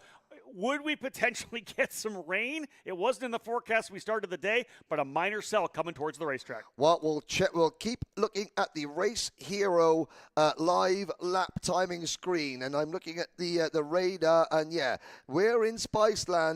About 20 minutes west of us is a place called Greenfield, and there is a big green blob of weather over Greenfield heading our way. We'll keep a check on the lap times. Cooper leads his best lap of the race so far, a 105.3. Last time around, it was a 105.5. He's 1.1 seconds ahead of Wang. This is lap number 10. Lawyer runs 3rd. Mardan is 4th. Laurentiu Mardan needs to work with Mundy Lawyer to try and push and work together somehow, conjure something up to head up towards the front of that field. So Wang would take the reserve ticket, but he's already got one, so it would go to John Bonanno. Bonanno looks over his shoulder. Bonanno, Cleveland, and Mann, they are there. 5th, 6th, and 7th behind them. Some 6 seconds behind that battle. Vince Carey runs in 8th position, followed by, there's Vince, followed by Randy Nelson in 9th. McGinley, Bannock 10th and 11th. Sadly, Gary Peterson has just brought his number 625 privateer entered kart in to retire. Watching again this battle between Bonanno and Cleveland and Mann. That's the key. This is, again, though, 2nd, 3rd, and 4th. Wang, Lawyer, and Mardan. Those drivers all chasing both Lawyer and Mardan need to get back to Ben Cooper, but that's flat not happening. Cooper went fastest back on lap number 5 with a 105.3. He just did a 105.5. So very consistent lap times for Ben Cooper, out to a 1.3 second advantage as the Rollison Performance Group driver looking to lock things down and get another trip to a grand finals. Lining things up, as we said, behind them is Wang, trying to reel him in. Last time by was about 0.2 of a second off. I don't think they have anything to catch Ben Cooper, but they're going to fight for the final couple positions on the podium. John Bonanno is doing a fantastic job, Henry. So far, he has stretched himself out to about a half a second over Billy Cleveland. So in that scrap for that final ticket, the other ticket, there's a big slider move to the inside for Mardan. Does he get the job done? Can he hold him? He does not. It's back up the hill, but Mardan made a big lunge to go to P2. That was the last of the late breakers. Lorenzo Mardan, he's been good into turn 4 all weekend. He really hung it out there, and he managed to get it slowed down, hit the apex run a little bit wide on the exit. However, and this is important, and it's a big if anything were to happen post-race or in the next 3 minutes to Ben Cooper, if through a chain or punctured a tire or anything happened in post-race, I'm not wishing it upon him. However, I'm saying if something were to happen to Ben Cooper, now it would be Lorenzo Mardan who would be the best of the open drivers. However, you've got that reserve driver in front of them. All Lorenzo could do, side by side, Lawyer tries to fight back, Lorenzo on the brakes, Lawyer goes in even deeper. Any deeper, he'd be in the Mariana Trench, and Mardan is having a discussion with him saying, come on, let's work together. Yeah, Mardan's wondering why they're battling like they are for third place right now when they should be trying to go get Wang or eventually go all the way up and get to Ben Cooper. Right now, I'll tell you, the driver's going to watch out. That's John Bonanno, because Christopher Mann has been able to get by Billy Cleveland. Christopher Mann on that ruthless karting machine is right up behind John Bonanno. This is going to be a straight-up fight for the ticket. Mann going to the inside side. Contact! And Billy Cleveland's through! Contact for Bonanno. He just saw his ticket go up in smoke. Contact between he and Mann in turn number 9. He almost went up and over, and that has put Billy Cleveland into the ticket position. The ages won it. Well, Billy Cleveland, he had to have the reactions of an air fighter pilot there, because Mann went to the inside. Bonanno was defending 2 corners before that, or 1 corner before that. Bonanno hung a wheel out. He got a wheel on the outside onto the grass and settled the car. Mann spied the opportunity, dived to the inside. Bonanno came across. Yes, side pod to side pod. Bonanno lucky he didn't go over, and Billy Cleveland had a fraction of a second to react. He dove to the inside, reacted, and now moves the number 658 Cosmic Kart from Ruthless Karting. Ruthless Karting, he's not in Ruthless livery, but Ruthless have just put 1 driver into the grand finals. Could this be a banner day for Billy Cleveland? Mann is behind him, and Mann is closing in. Bonanno down to 9th. His chances gone. Yeah, they were there. He was in great position to potentially get it, even though Chris Mann was on him. But I'll say this, Billy Cleveland's got the position right now. Mann trying to reel him back in. But the bottom line is this. That was some contact in turn number 9. You think Mann potentially going to come under the scrutineering of race control after the contact between he and Bonanno? Well, absolutely. It's something. We've got a team of race directors here. We've got footage here. It's something that they would look at. Like we say, everything that we call on the track is provisional. I don't want to presuppose everything, but the evidence is there to have a look at. They may look at it and call it a racing incident. They may say, advantage gained by the dreaded C word, contact. And of course, even if they judge a racing incident, what's to say that nose cone, that front bumper on Mann's kart isn't looking a little bit on the wobbly side? And let's say this right now, very likely that we're going to get to that 16-minute mark. In fact, Ben Cooper rolling out here now up over into turn number 9. Yeah, we're going to go 16 minutes in 3, 2, 1, 60 minutes. 2 laps remaining. They'll get the 2 to go sign for Ben Cooper as he comes out at 10 and 11 through turn number 12. The gap last time by 2.1 seconds, but these last couple of laps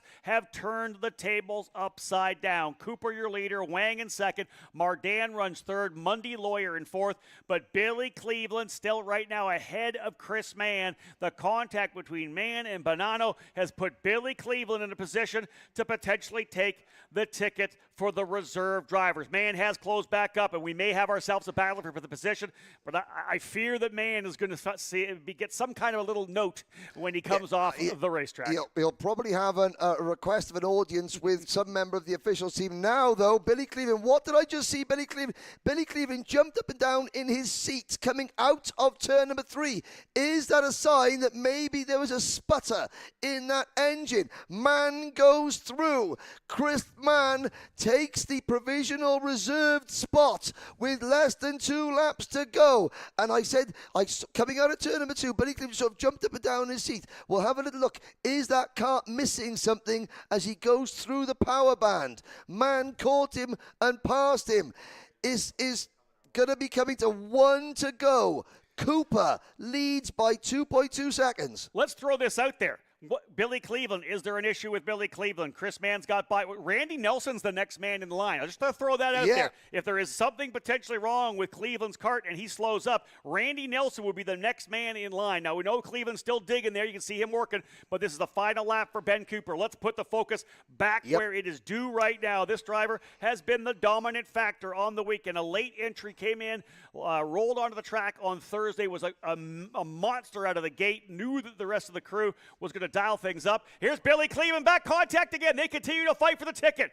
Billy Cleveland makes a move to the inside now. He gets by over in turn number 4. We're not done. Billy Cleveland at 66 years old says, I am not done yet. Exactly. The fire still burns bright. Teammate or no, there's one plane ticket to Bahrain. Billy Cleveland wants to be sat in that seat. Do not go gentle into that good night. Not at all. But here we go. 2 corners to go. In 2014, Ben Cooper competed in his last Grand Finals at Valencia. He takes the checkered flag. He made a life for himself in Canada, and now he goes back 9 years later, and Billy Cleveland, he does it for the veterans. If you're watching this, if you're saying that even if you've got grandkids, you think, you know what, I can do it. Yes, you can. Billy Cleveland is going to be one of the all-time crowd favorites in Bahrain, subject, of course, to post-race tech. What 2 stories.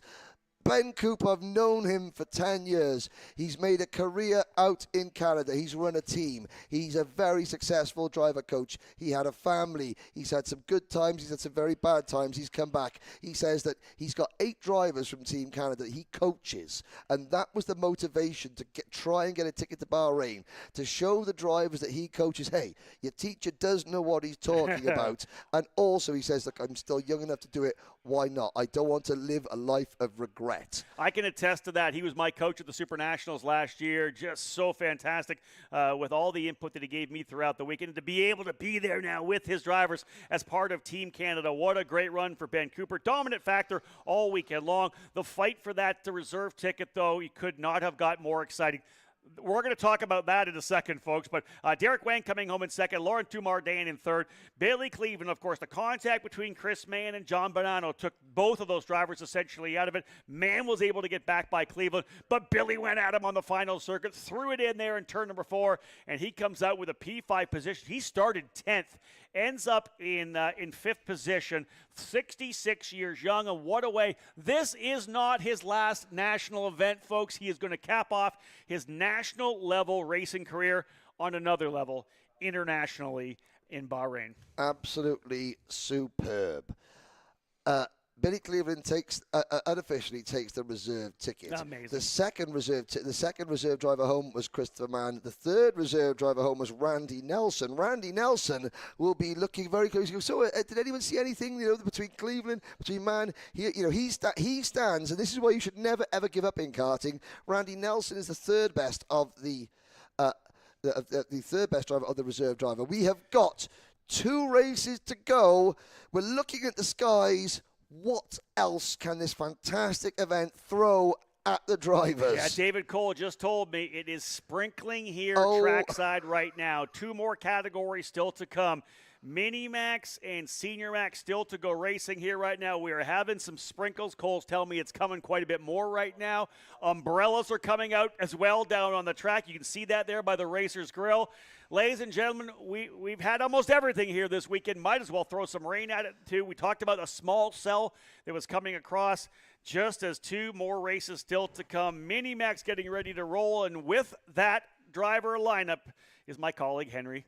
Let's hear it. Minimax Grid, pole position, driving kart number 175 at PSL Kart in Canton, Ohio's Isaac Malkut. Then on the outside of row number 1, driving kart 104 for Rollison Performance Group from Montreal, Canada. 6th last year, Jackson LaChapelle. Jackson is the highest placed reserved driver. On the inside of row number 2, driving kart 157 for Mike Doty Racing. Last year's Team USA Micromax Grand Finalist, Marco Samut. He's the 2nd best placed reserve driver. Fion Shi, who finished in the number 153 kart. He finished 43rd in Minimax in last year's Grand Finals. He is the 3rd best placed reserve driver. He goes off grid 4. Mateo Quinto in kart number 134 for Team Bordonia Racing. He's a reserve driver out of Colorado. He starts 5th. Max Mukarem, living in Virginia, but from a Lebanese background, he starts at number 146. Don't Sleep energy drink sponsored driver. He is a reserve driver and he starts 6th. Jeremy Sincere from Mont-Saint-Hilaire, Quebec starts 7th. Darren Kidd from Vernon, New Jersey on the Bennett chassis. He starts from P8. Rayan Gandua from Canada goes from P9. And Uruguay's Feliciano Bruschi, who competed in Micromax the Grand Finals last year, he starts 10th. Don't Sleep Energy Drinks Privateer sponsored driver Luke Konjanapitak, who raced for Thailand in last year's Grand Finals, finishing 25th in Micromax. He starts 11th. Paxton Romero starts 12th from Centennial, Colorado. Yago Lempen from Lima in Peru. He finished 70th in last year's Grand Finals. He starts 13th on the grid.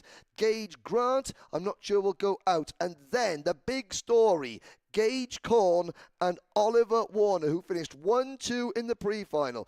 Gage Korn in kart 133 for the MPG team. He's on the KR chassis from Denver, Colorado, 8th in the Grand Finals last year. 18th in Bahrain in 2021. He was last year's Minimax US Trophy finalist. He starts shotgun on the field alongside his teammate, Team UK, Westmoreland Kent, UK's base driver, Oliver Warner. Oliver finished 3rd in this year's Rotax International Trophy at Le Mans in France. Martin Bertaccini from Santa Fe, Argentina, also excluded from the pre-final. He starts the AM Engine 102 kart from 17th position. They're all on brand new slick Mojo rubber. Here they come. I don't believe they would have had time to go onto wet tires. Well, we're not anywhere near wet yet. So we had some umbrellas out. No umbrellas out there now that I see. So at this point here, maybe a sprinkle, maybe not. Just some clarification. Korn and Warner, too wide. Rear width issue coming through the scales. So that is going to make things very interesting when you've got both of those drivers, the 133 and the 101. They will be locking up and working together to get themselves back to the front for sure. Outside the top 14, they have work to do. 2 open tickets, 1 reserved ticket. The reserved drivers, Jackson LaChapelle, Luke Konjanapitak, Gage Korn, Mateo Quinto, Max Mukarem, Fion Shi, Marco Samut, and Darren Kidd. If the open drivers take 1st and 2nd positions, then 3rd place driver, the reserve driver, will take a ticket. 3 tickets available, 1 reserved, 2 open. However, if reserved drivers finish 1st and 2nd, then the 3rd ticket also goes to a reserved driver. I can smell the smoke just in your head right now. Oh, just yeah. So Oliver Warner, Martin Bertaccini, Iago Lempen, Gage Grant, Paxton Romero, Ryan Chander, Isaac Malkout, Feliciano Bruschi, and Jeremy Sincere. They have to finish first or second. Yeah, that's it, right? They know they got to be first or second. Those drivers who weren't part of the U.S. Trophy Series East or West, they've got to be 1 or 2 when they come across the line. Otherwise, lining things up and getting set to go as we have our drivers here 17 strong in the Minimax category. Another one of the classes with big growth here from last year. Again, 50% growth on this event from 2022 to 2023, and the momentum palpable for this Rotax program. So many people happy with it in the industry, within the paddock, and of course the drivers and families as well. Getting ready to line things up again. Isaac Malkett will start in the pole position alongside Jackson LaChapelle. We'll be keeping our eyes on these two drivers further back in the pack. 100%. Gage Korn and Oliver Warner will need to get themselves forward quickly, work together. They have to work together. I guarantee they've been taught that by Chase Jones and Race Liberanti, their coaches at MPG Motorsports. Into the tram lines. It's Malkett on the inside, LaChapelle on the outside. Lights are still on. They'll work their way now into the start box. Got hands in the air. Lights out. Green, green, green, and Malkett will lead them down to the bottom of the racetrack, coming through turn number 2. Samut in second, runs a little bit wide. They're 3 wide further back in the pack. Luke Conjanapatak in that black and white Don't Sleep energy drink. Sponsored Kart runs a little bit wide. He drops the back of the pack. Look at Gage Korn. Gage Korn already up half a dozen positions. There is Max Mukaram just jumping up over the back of one of the AM drivers, Feliciano Bruschi, I think that was. But it's Malkut leading from Samut in second, and then it looks like Chappelle and Sincere third and fourth, and somebody going wide coming out of turn number 5. Look back to see where the 2 red and black MPG carts as Matteo Quinto makes his move. Quinto in the green and white Tony kart for Team Bodonia Racing. He moves up into P2. Korn and Warner will need the chaos up front. They do not want to see Malkett getting away as he is right now. They would love to have a ton of chaos, so they're going to be able to work their way forward. We'll give you an update when they come back around. We'll give you the full field when they roll through out of turn number 15. Malkett leading the way right now. The number 134, Matteo Quinto, running very strongly. Good opening lap for Quinto as he goes up 3 spots into second. Marco Samet runs in third. Jeremy St. Cyr fourth. Max McCarrum in 5th spot. Oliver Warner on the opening lap, already up into 6th, and make that second as he throws it to the inside in turn number 2. He has gone from essentially the tail of the field to second in the matter of a couple of corners. Really, 18, 19 corners, a lap and a quarter. He's already into P2. Right at the tail of that group as well, the darker helmet. You can see that Gage Korn up into the top 10 as well. The opening couple of laps are crazy, and for Korn, hey, he's happy that Warner's up there because he needs that teammate to hold things up. Oliver Warner just passed 4 drivers in 1 corner, and now he goes to the race lead from 16th on the grid. Oliver Warner leads from Matteo Quinto. That has got to be the best opening 2 laps of a race I've seen in a long, long time. How about a lap and a half? Not even full 2 laps. Unbelievable run as he's able to get there with some aggressive moves. Everybody else checking up a little bit. Oliver Warner, I don't think he even expected that he would be up front with no karts ahead of him coming over to start lap number 2. We are just underway. Lap 3 getting rolling here now. Gage Korn up to P5 already. So both those drivers who started back in 15th and 16th, shot out of a cannon. They are your leaders. Everyone dicing and slicing here early. Korn trying to find a way in as well. LaChapelle in there in the 104, but he's kind of on the outside, getting hung out to dry here as Quinto's in there. Big move to the inside as well. Gage Korn's going to come over, climbs the curb a bit. Can he hold on? He does. He'll go to P3. So those drivers who had issues early have been out of the gate very strongly. They are P1 and P3 respectively. David Cole came up to me at the end of practice day on Friday where we were looking for drivers to interview for the debrief, and he went, "Henry, tell me about Oliver Warner." I went, "Kid's warm as toast." And David looked at me and I went, no, that means he's really good. And there's the proof. But Gage Korn saying, anything you can do, I can do just as well. It's a top gear from the rear for both MPG karts from 16th and 17th to 1st and 2nd. 9.5 minutes remaining. Warner with that unique driving style. Just again, that shows a little bit of moisture on the circuit. He's moving his body around in the seat. It's Warner, Korn, Quinto. So Warner would take an open ticket. Gage Korn would take the second open ticket. At the moment, Matteo Quinto would take the reserve ticket. So the first 3 drivers on track would take the tickets as things stand. A long way to go, though. And Malkout in 4th place. Now Malkout moves into P3, but he needs to finish in the top 2. Yeah. If you're an open driver, you have to finish in the top 2. And look at this coming around. This is Max Mukaram, the Lebanese driver from Virginia. A privateer entry. Someone has lit a fire under Max, and he is moving towards the front. Great stuff. 13 minutes plus 2 laps for the drivers here in the Minimax category. Only 4.5 minutes in, so a long way to go still in the drivers here in Minimax. But again, you know, we saw what happened. Obviously, the big news of an issue in the pre-final set both of these drivers back to the tail. They finished first and second in that pre-final, lock out the front row like they had for all 3 heat races yesterday.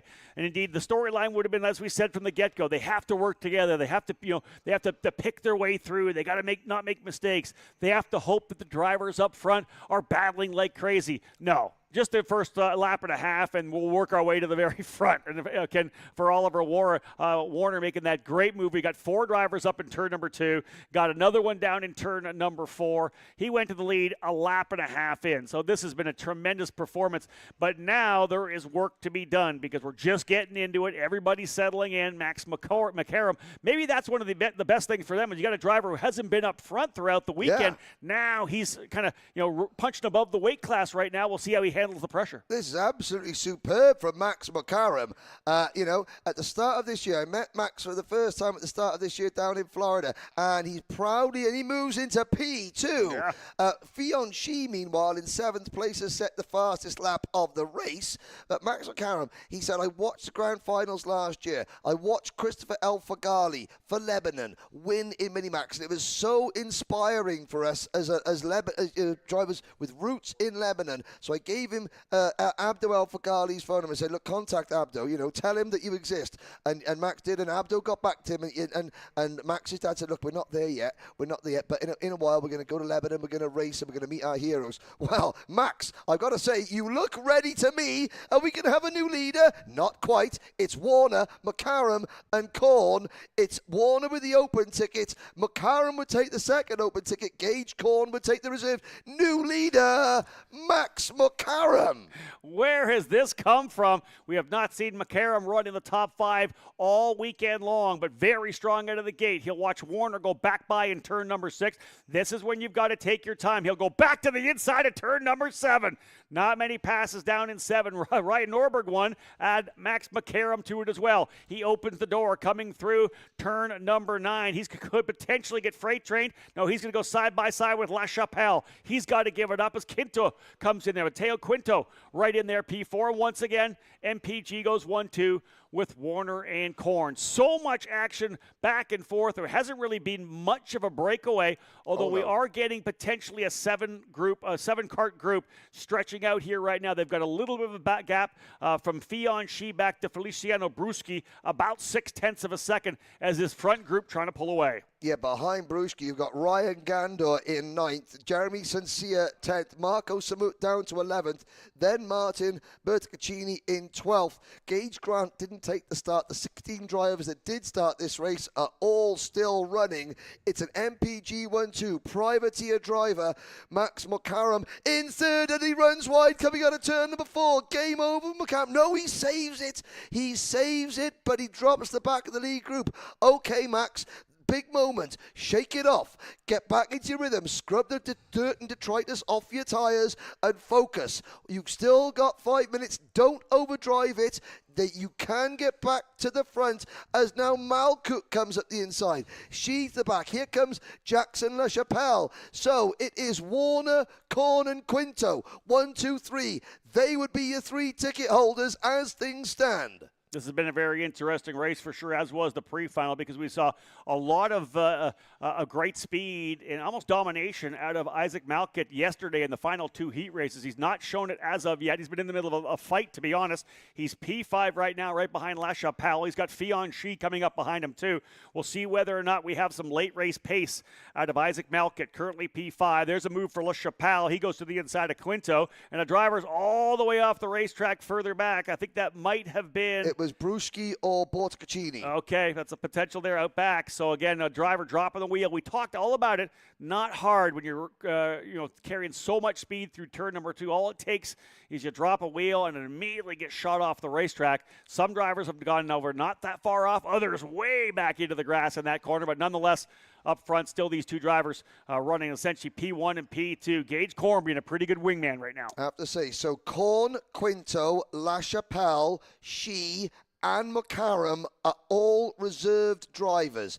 The only open drivers, non-reserve drivers in this front group are Oliver Warner and Isaac Malkut. So Warner would take the first open ticket, Korn would take the second open ticket, and at the moment La Chapelle, would take the third. There is a problem. 2 drivers, and there we go. And I have to say, right, obviously 2 drivers off. That looks like Marco Samut, and that's Feliciano Bruschi.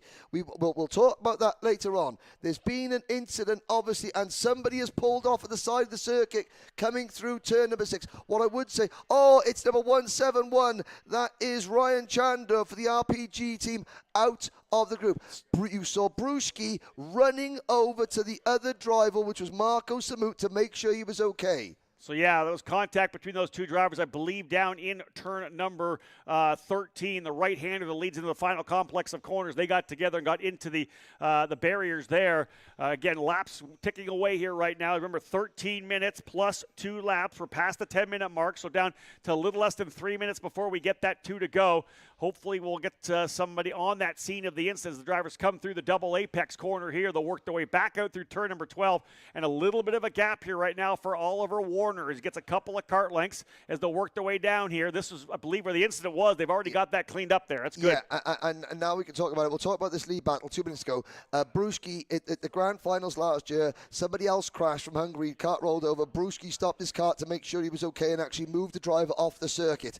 That young man, there is something about he's done it again. That's the second time I've seen him do it, rushing over to another driver to make sure they're okay.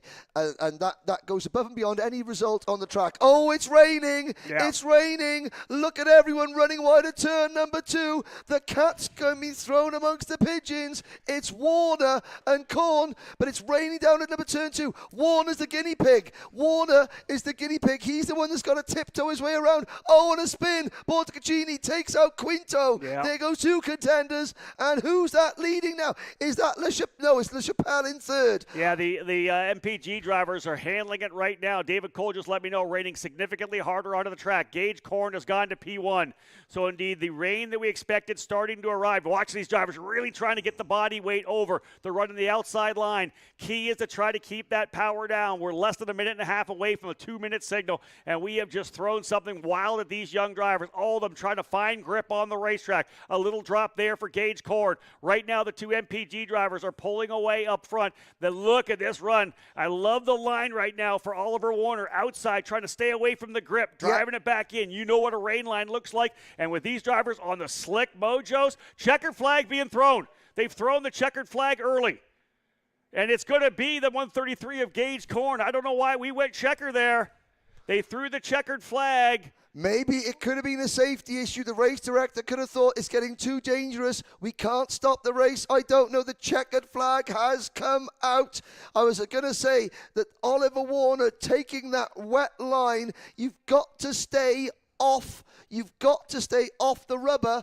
I don't know. I think that I'm getting word there that the race director said it was raining too hard and he didn't want to red flag the race. We've done over 75% of the race distance, and that would have been a full result, and they wouldn't have taken the restart. Look at that now. The rain is coming down. Don't forget, these drivers are 10, 11, and 12 years old. They didn't get a white flag. They not. Weren't aware that it was the last lap. That will cause an issue. However, the results on track, Gage Korn, Oliver Warner, they take the 2 open tickets. Third across the line, taking the reserve ticket, is Max Mokaram from Virginia via Lebanon. He goes to his first grand final, and I think Rob, I think if it was an older class, a junior or a senior or a masters, they would have let him go. Yeah, when it's down to kids, I think the safety. So the race director he made an audible. He made an audible on safety There's grounds. no doubt about they made a quick call because obviously they were coming around to the checkered flag. You would have essentially went one more lap around. It was either do it then or wait for another, minute and a half, 2 minutes kind of thing to get back around because the lap times had fallen off significantly. We talked about where they were. They were literally, the fast time was a 1:09 in the pre-final. We're doing 21, so over 10 seconds off the pace. But the drivers, let's shout out. There was a couple of drivers went up, but the other drivers doing a really good job under very tough conditions that caught us all off guard. But the bottom line, as you said, Gage Korn was there. He was the one that was able to get his way into position. Gage Korn ends up with the victory by just under a couple of tenths from Oliver Warner. Amazing job. Gage Korn and Oliver Warner getting those open tickets. And Max Mokaram, as we had said, that reserve ticket from running in his trophy series here this year. Wild finish. A number of guys we thought could have been in the fight were on the outside looking in. But the 2 MPG drivers who started at the very tail of the field raced their way to the front, then handled tough conditions to come away with a couple of tickets. Both Korn and Mokaram on Team USA. Warner will join the British team this year. I mean, during the lunch break, Billy Vincent in the MPG Motorsport thing, I went into I walked past it, and Billy Vincent is looking like he dropped $20 and picked up a quarter. And I said, what's the matter? He went, both excluded, 2 wide rear. And I said, well, okay. You've got to do it for the rear. And now the rain looks like it is set in. A rundown, unofficial results. Gage Korn, Oliver Warner, and Max Mokaram on the top 3 positions. Isaac Malkout dominated yesterday's afternoon. He misses out, and he's going to be the one that's going to feel most aggrieved. He's going to say, well, I didn't have a chance to go for it on the last lap. Jackson LaChapelle finishes in 5th. Fionn Shee takes 6th. Luke Conjanapitak takes 7th. Jeremy Sincere is 8th. Darren Kidd, Vernon, New Jersey. If you're hosting the watch party, well done. Your man Darren has come home 9th. Frank the Great Dane will be impressed by a top 10 finish for Darren Kidd. And Martin Bertocchini rounds out the top 10. Matteo Quinto, we saw collide with Bertocchini on the last lap. Then Jago Lempen is top. We certainly hope that Feliciano Bruschi and Marco Samut are okay. So obviously we've changed things up a little bit here with the rain arriving on the racetrack. We had one more race to go. We were going to line up our senior max drivers in the front straightaway for a grid presentation.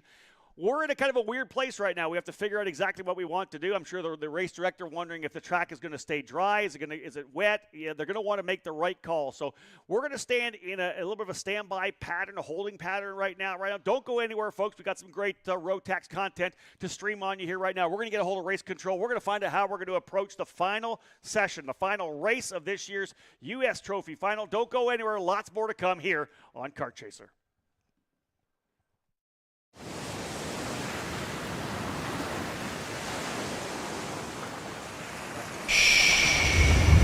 Can you hear it? 1 week where the silence is broken.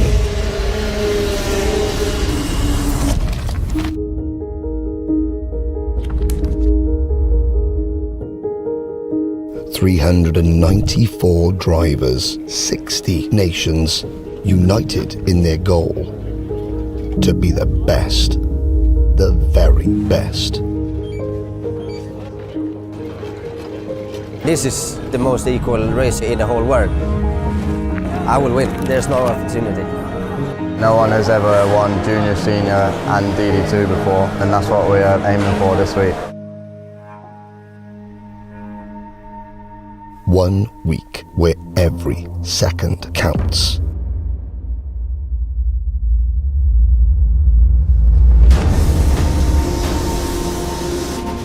Every corner, every pass.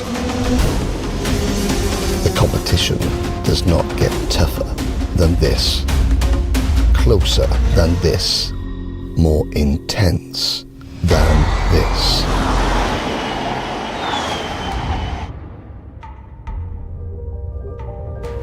Seven days full of pride, passion, your nation, your roots. Our family is united from all corners of the globe, now together as one. 1 week to change your future, your career, your life. The time is now. Be bold, be brave, be brilliant. Stand tall and celebrate. This is your week. And when all is said and done, and the silence returns, 12 months of hard work is about this week. 1 week. The 2022 Rotax Grand Finals.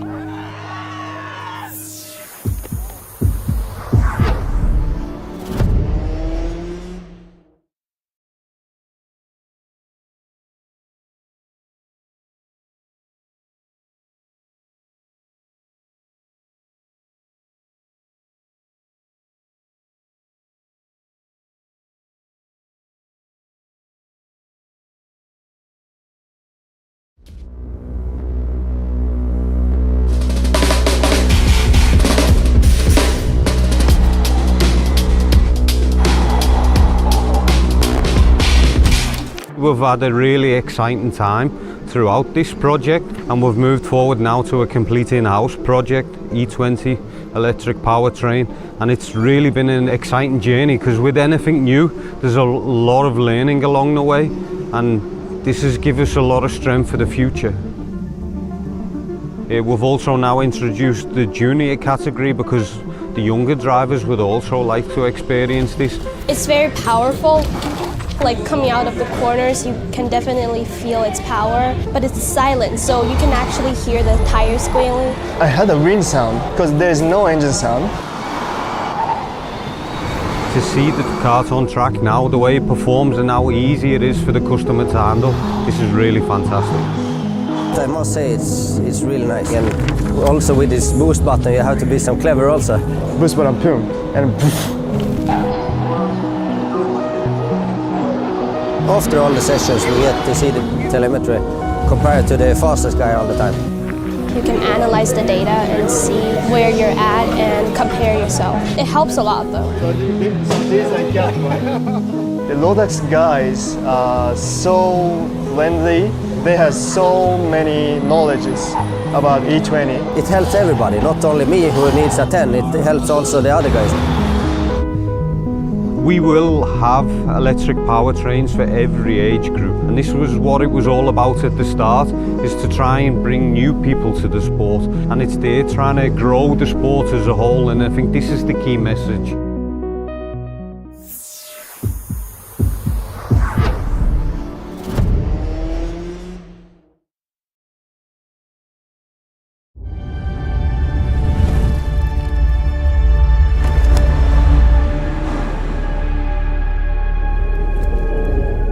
The main idea of the DD2 engine was to push the ease of use of the product to the next level by eliminating the chain drive. Obviously not having a chain and a sprockets, the dynamics of the kart work a little bit different than a normal kart. We also wanted to offer our customers a top-level category with a 2-speed gearbox, which is very close to the Formula racing in the future. So for the ones who would like to step up into Formula cars, this is a perfect preparation. I've done junior and senior for many years now, so I wanted to try something different this year, and that's why I made the switch to the DD2 category. It's always fierce, it's always competitive, always very close. No one has ever won junior, senior and DD2 before, and that's what we're aiming for this week. The chassis manufacturers, they have been quite skeptical if this concept can work. So we had no other choice, to prove it to the market, and the only way has been to introduce the engine concept, in combination with our own chassis, which was the RM1.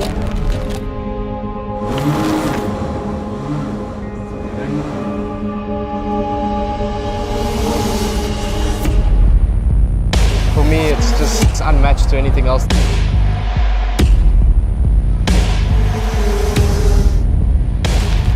And as of this day, we have been pulling out with the RM1 and have been offering the DD2 engine to all chassis manufacturers. And as you can see here, the positive feedback continued and we have really good results.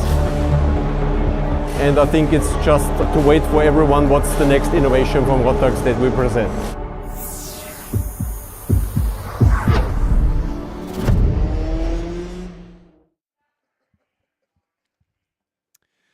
Well, ladies and gentlemen, welcome back. As you can see the shot from the track here, we no longer have actual rain, I think, at the track here right now, but we do have a wet surface potentially. What you're seeing, though, is a continuation of the schedule. We're actually still on schedule right now. We're not set to go for another 20 minutes, in fact, 19 minutes before we fire things up. Rob Howden here alongside Henry Beaudet, and we had a wild finish, as we know, to Minimax. The rain coming. The checker flag coming out about 2 minutes early.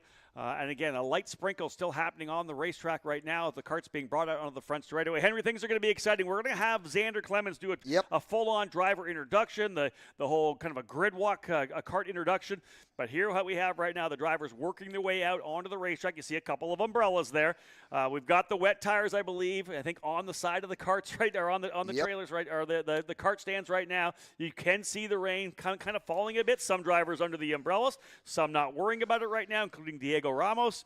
You see Aiden Fox there. This is going to be really interesting. I think what's happened is that the drivers, the karts are already on slick tires. They're bringing them out onto the grid, but they've allowed the teams to bring their wet tires with them. However, you can see some karts already going down. Now, I don't know what the regulation is about when the clock strikes zero in terms of when you can change tires, because there are regulations when it comes to that. Xander is our man on the spot. Has anybody, and I think everybody was set to go, and they said, okay, well, instead of changing tires on the grid coming out, we'll have to get clarification. Xander is our man on the ground. You can see an awful lot of unhappy looking faces. Well, number one, on the circuit. I'm kind of glad we're in this nice air conditioned, the Mazda suites, and those are the wet tires. There's brand new slicks, and in these conditions, brand new slicks are the absolute worst. And the craziest thing is the rain wasn't coming, and then it kind of stopped a little bit. You see Oliver Hodgson there. Then it came on strong once again. So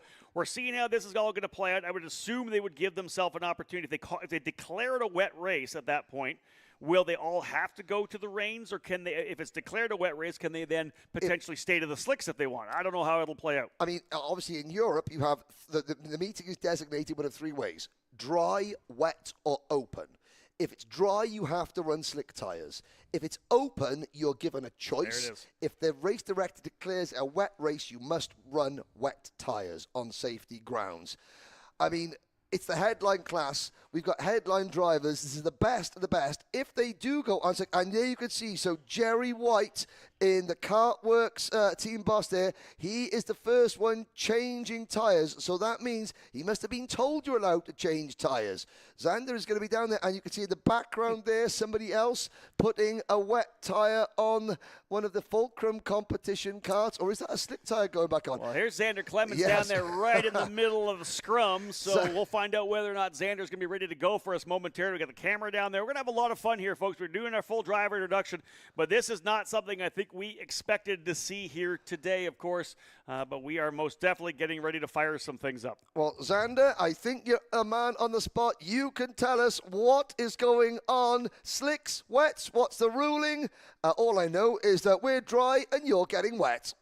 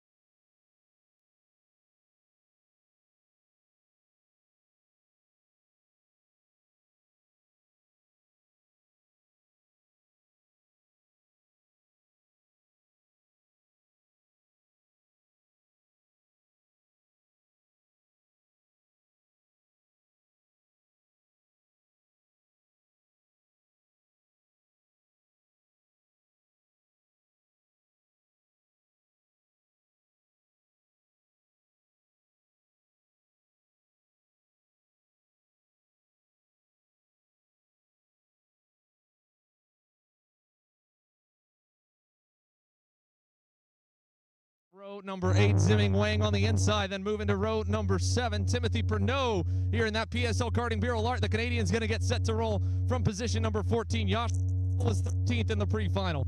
Diego Contation closer to our top 10. Here the number 37. We've seen him at the front of the field. Got a little ways to go still, but he's on the outside of row 6. Alongside him on the inside will be Griffin Dowler, who's just taking a quick couple looks over here. Remember, Griffin, we can't work on those karts just yet, so you have to hang on the side. And don't worry, everyone's watching on TV. Be careful. Cooper O'Clair, how about this here for our off-row top qualifier, second in quali. The races have gone the way they've gone. You've definitely gotten a bit of a rough taste here from the outside to start, and you got to start there again. Were you hoping you'd end up on the inside for the main? Yeah, no, I was definitely hoping for the inside. I definitely started this weekend strong and kind of petered out a little bit, but yeah, it's a new day, and I mean, I felt really good in the pre-final, so see what happens here. There you go from Cooper O'Clair, second in qualifying. Aiden Fox, we talked to earlier this morning. He rolls off on the inside of row number 5 in 9th. Let's go to row number 8. It's an all MPG Motorsports. Row number 4, 8th and 7th. 8th place, my man, Race Liberante. What a drive in that pre-final, dude. You picked up about all the spots to get to here, about halfway through. Is there enough speed left in this thing to get about 7 spots more? Oh, yeah. I cooked the tires early on, just trying to muscle my way forward, and this was the goal to get back up front where we belong, and now we're going to see how this shakes out with the weather. And this technically isn't a race versus chase weekend, but I'm sure it feels a little bit like it between the two of you guys. It's not been as good as the last time you two went head-to-head, so can we expect you at least to beat that number 354 next to you? Well, that's always the goal, right? There's got to be a number 1 in the tent somewhere, and then we let the results dictate that. So lately he's been a little quicker than me, and you know, it's been nice to have somebody a little faster than me around the tent and utilize some data and video to better myself. So either way, we're going to do our best, and we're going to try and get some tickets to Bahrain. Let's go here from Race Liberante to the other half of Race versus Chase. Chase Jones standing next here to team owner Billy Vincent. He's keeping an race set of who's got to be number 1 in the tent. It's got to be off results, man. Right now you're 7th, so you're up on him over starting spots. You got the inside. And how are you feeling for this main? I'm feeling pretty good. I think we've got some more, speed in this thing coming into the final with tricky conditions. We'll see how it plays out. But, the end goal here is obviously to get into the top 2. And, no competition between me and Race, but I just want one of us to, get a ticket and go. That'd be it, to go all the way to Bahrain for the Rotax Grand Finals. Ernesto Rivera, buddy, the highest rookie on the grid. I mean, you stare at these guys in front of you for all season. You've been running in junior and dominant, and you've been watching these 5 drivers battle for the win. You've now been on track with them this weekend. How big of a learning curve has it been, and do you feel like you're good enough now to take it to them and get the win? Yeah, of course. I've learned a lot with one of the best, all of the best drivers in the world. And it's going to be a fun final. I don't know if it's going to be wet or slick, but I'm ready. Yeah, he's ready as well. I guess we have to wait. They're almost ready, and they're prepping for those last-minute changes. Diego Ramos, looks like you found someone to help bring you to the grid at least after working on your stuff all weekend. I'm sure it would have been crazy to be by yourself and have to make those changes as a mechanic and then lock back in as a driver. But for you, you looked better in warm-up today. You looked decent in that pre-final. It just kind of shuffled at the end. Is the pace back to where it was on Friday for you? Yeah, for sure. Now with new tires, we're going to be stronger again. And for sure the race will be tough. Everybody close together, like it was a pre-final. But yeah, I'm looking forward for the race. There you go. That's from Diego Ramos. Let's get to our top 2 rows. How about the man on his debut weekend with karting and TB kart, Dalton Haynes. Dalton, you're already a U.S. champion on the Miami side. You have the potential to get up 3 spots and become the Rotax U.S. champion as well. I don't know of the last time someone's done both here in the States. Really, I don't think we've had that Miami Grand National title, but for this piece, you were leading up until the last 2 laps of that pre-final. Speed was good all the way through, but then once you got to the lead pack, the draft kept you together. Is that what we can expect? Absolutely not. It's going to be completely different, I mean, the rain changed everything. Once this all ends, we have 5 minutes to work on our karts. So if you want to go to range, you go to range. If you want to go to drives, you go to drives. But it's not going to be anything like the pre-final at all. Well, he's probably right, although I'll correct him on one thing. You do get double the 5. You'll get 10 as the track, I believe, is still wet enough, if I'm not 10 minutes for the drivers to call the audible. Well, let's go to you, Ollie. They say it rains quite a bit where you're from. We've seen you in the wet be pretty stout. Is this the best-case scenario for you to try and get away, or were you looking forward to that dogfight in the dry? Excited. Yeah, so Yeah, I think it's going to be exciting. Obviously, all on the table here, and now we've got a mix-up. So, yeah, just excited to get after it. Oliver Hodgson's looking to return to the Rotax Grand Finals for the first time in quite some time. He's been at it for a minute, and so has this kid trying to get himself back. He's sporting. And the last time he went over to represent Team USA, and he'd actually, unlike Ollie, represent Team USA. So, Frankie Mossman, you have been just like Dalton, almost kind of right there with him, charging through the heats after some mixed bag qualifying and then heat results. Now you get the front row, but it's on the outside. How sketchy do you think that's going to be now with the wet weather that's come through? Side row to kind of take advantage of, or that we could have a good run going through there and hopefully just check out and have a solid race. I mean, I don't have a lot of experience in the wet, especially in the karts, so it's just going to be an experience all on itself. So we might call Dalton Haynes and Frankie Mossman veterans at this point, but they've only been in senior for a fraction of the time as the likes of Oliver Hodgson and the man starting on the pole. Ryan, we haven't talked about it this weekend, and I wouldn't be a complete weekend if I didn't throw it right back at you, right? But no, I know how much it means to get back to victory lane, to put Rawlson Performance Group Cosmics back on top for the first time since the SCUSA Winter Series this year. In general, though, whenever we go to the rain, your comments are, man, it's not fair racing the Brits. You got one of them behind you. How is this going to turn out? It's just going to be a challenge of getting the way it should be and timing the tires correctly. I think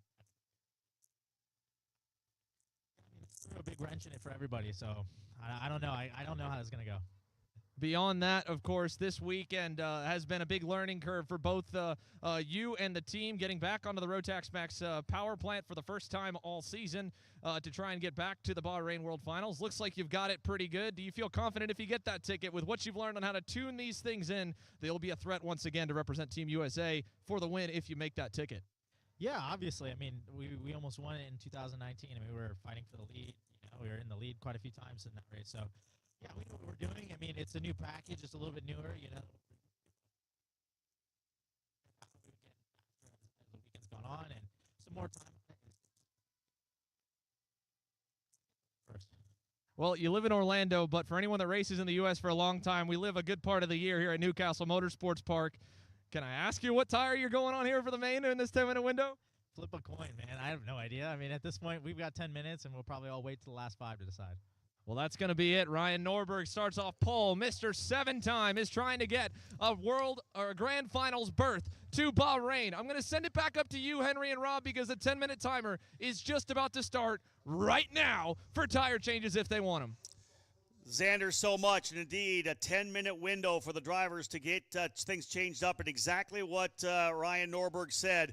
At this point, people kind of waiting. Let's see what the track's going to do. Are they going to go wets? Are they going to go dries? We have a 10-minute window. We're going to jump right now. A quick little interview because we got time. We'll make sure we come back with about 5 minutes to go. We see a number of drivers putting stuff on. They're still making decisions. I had a chance to speak with Justin Stefani from J3 Competition earlier this weekend to talk about this event and to talk about what Rotax is doing here in North America.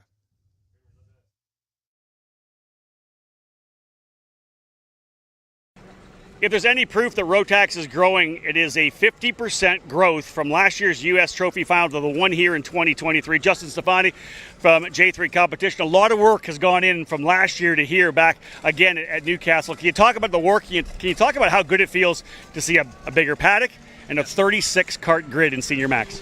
Yeah, no, that part's awesome, obviously. I think also with that, I think we've kind of continued like the energy, and you see a lot of smaller teams intermingled with the bigger teams, and you're seeing a lot of mix out there on the track between what you would call your kind of full-time national guys and some of your regional guys. So I think that for us adds a lot more to it, right? Because that's, ultimately what we're after, and we talk to is trying to maintain that grassroots regional side along with this being the top of our pyramid. Obviously the top of the pyramid is the grand finals, but in the US it's this race. So to have that energy there, yeah, you're always pretty happy and happy to have you guys here. So yeah, it's a good feeling. I think one of the cool things right now, and talking to all the team owners, obviously the competition side, right? That's the racing that we've done here. You guys do such a great great job just putting on races with the 5 categories.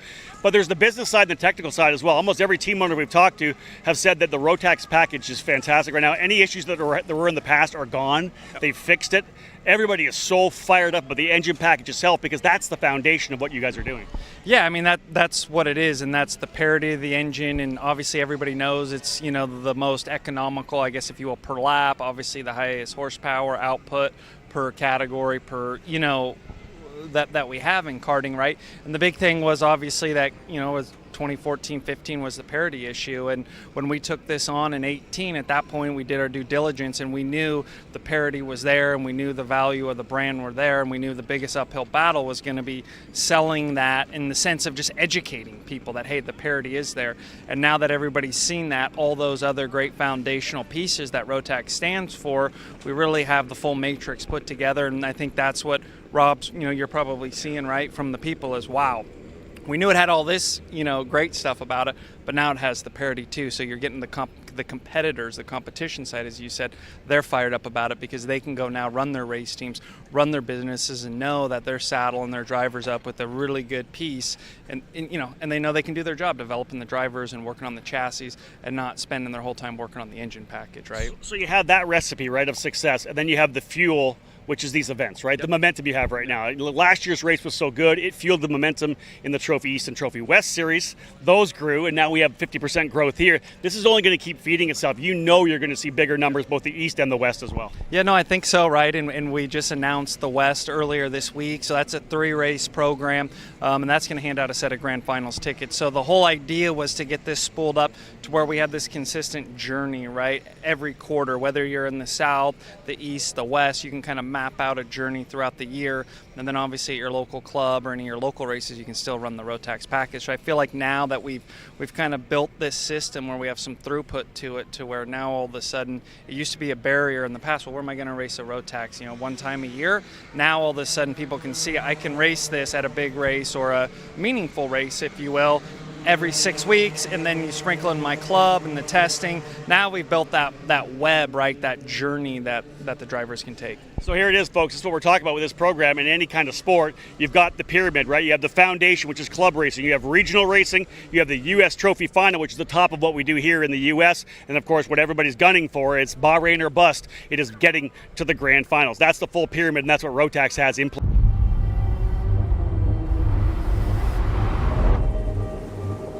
Why do you come here? Is this your career? Or is it all about fun? A chance to get away and leave it all behind?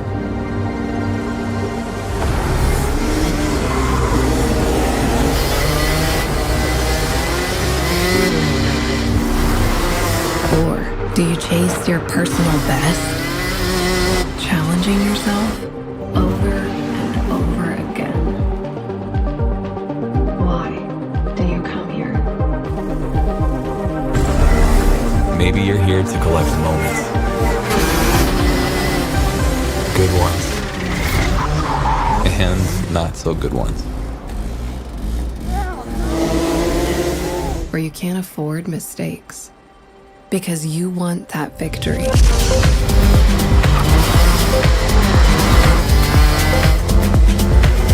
It's all about this one moment when the hard work finally pays off.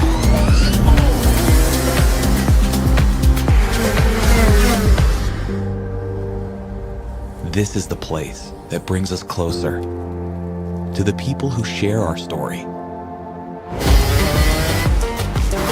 Whoever we are, whatever we're here for, racing is who we are.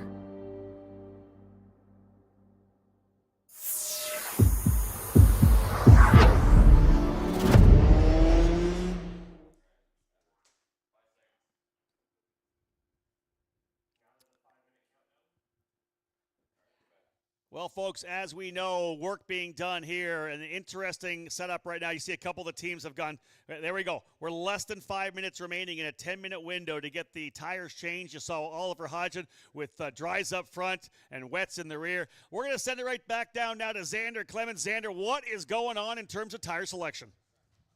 Well, while we were away at first, everybody went to wets except for the outside lane, Dalton Haynes and Frankie Mossman. Then Mossman went to wets. Now he's back to slicks. And on top of that, Ryan Norberg and Oliver Hodgson were full wets, ready to go. They're going back to slicks. Right now, if you stand on the racetrack, on the center of the corner, you will slip and fall on your butt.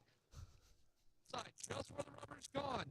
Pretty much just outside of that center seam. You don't have to go all the way to the edge of the racetrack. Around this center seam, if I back up here that you can see behind me, this right here is the divider line. When you're on the outside of it in the center of the corner, that's about the typical rain line that you want to hit. We saw that at the end of that last race, of course, with our mini drivers where Gage Corn was still on the racing line, but second place, Oliver Warren all the way just on the outside edge of the seam. But it's super slick. There's no standing water. It's starting to dry up. The wind is helping blow a little bit. While we don't have sun, we do have the wind. And so there you can see Frankie Mossman's group, slick tires, Norberg, Hodgson, Rivera slicks, Ramos slicks. Right now on the option tire, on the wets at the moment is a 343 Race Liberante. Chase Jones as well on wets. So you have to go back to row number 4.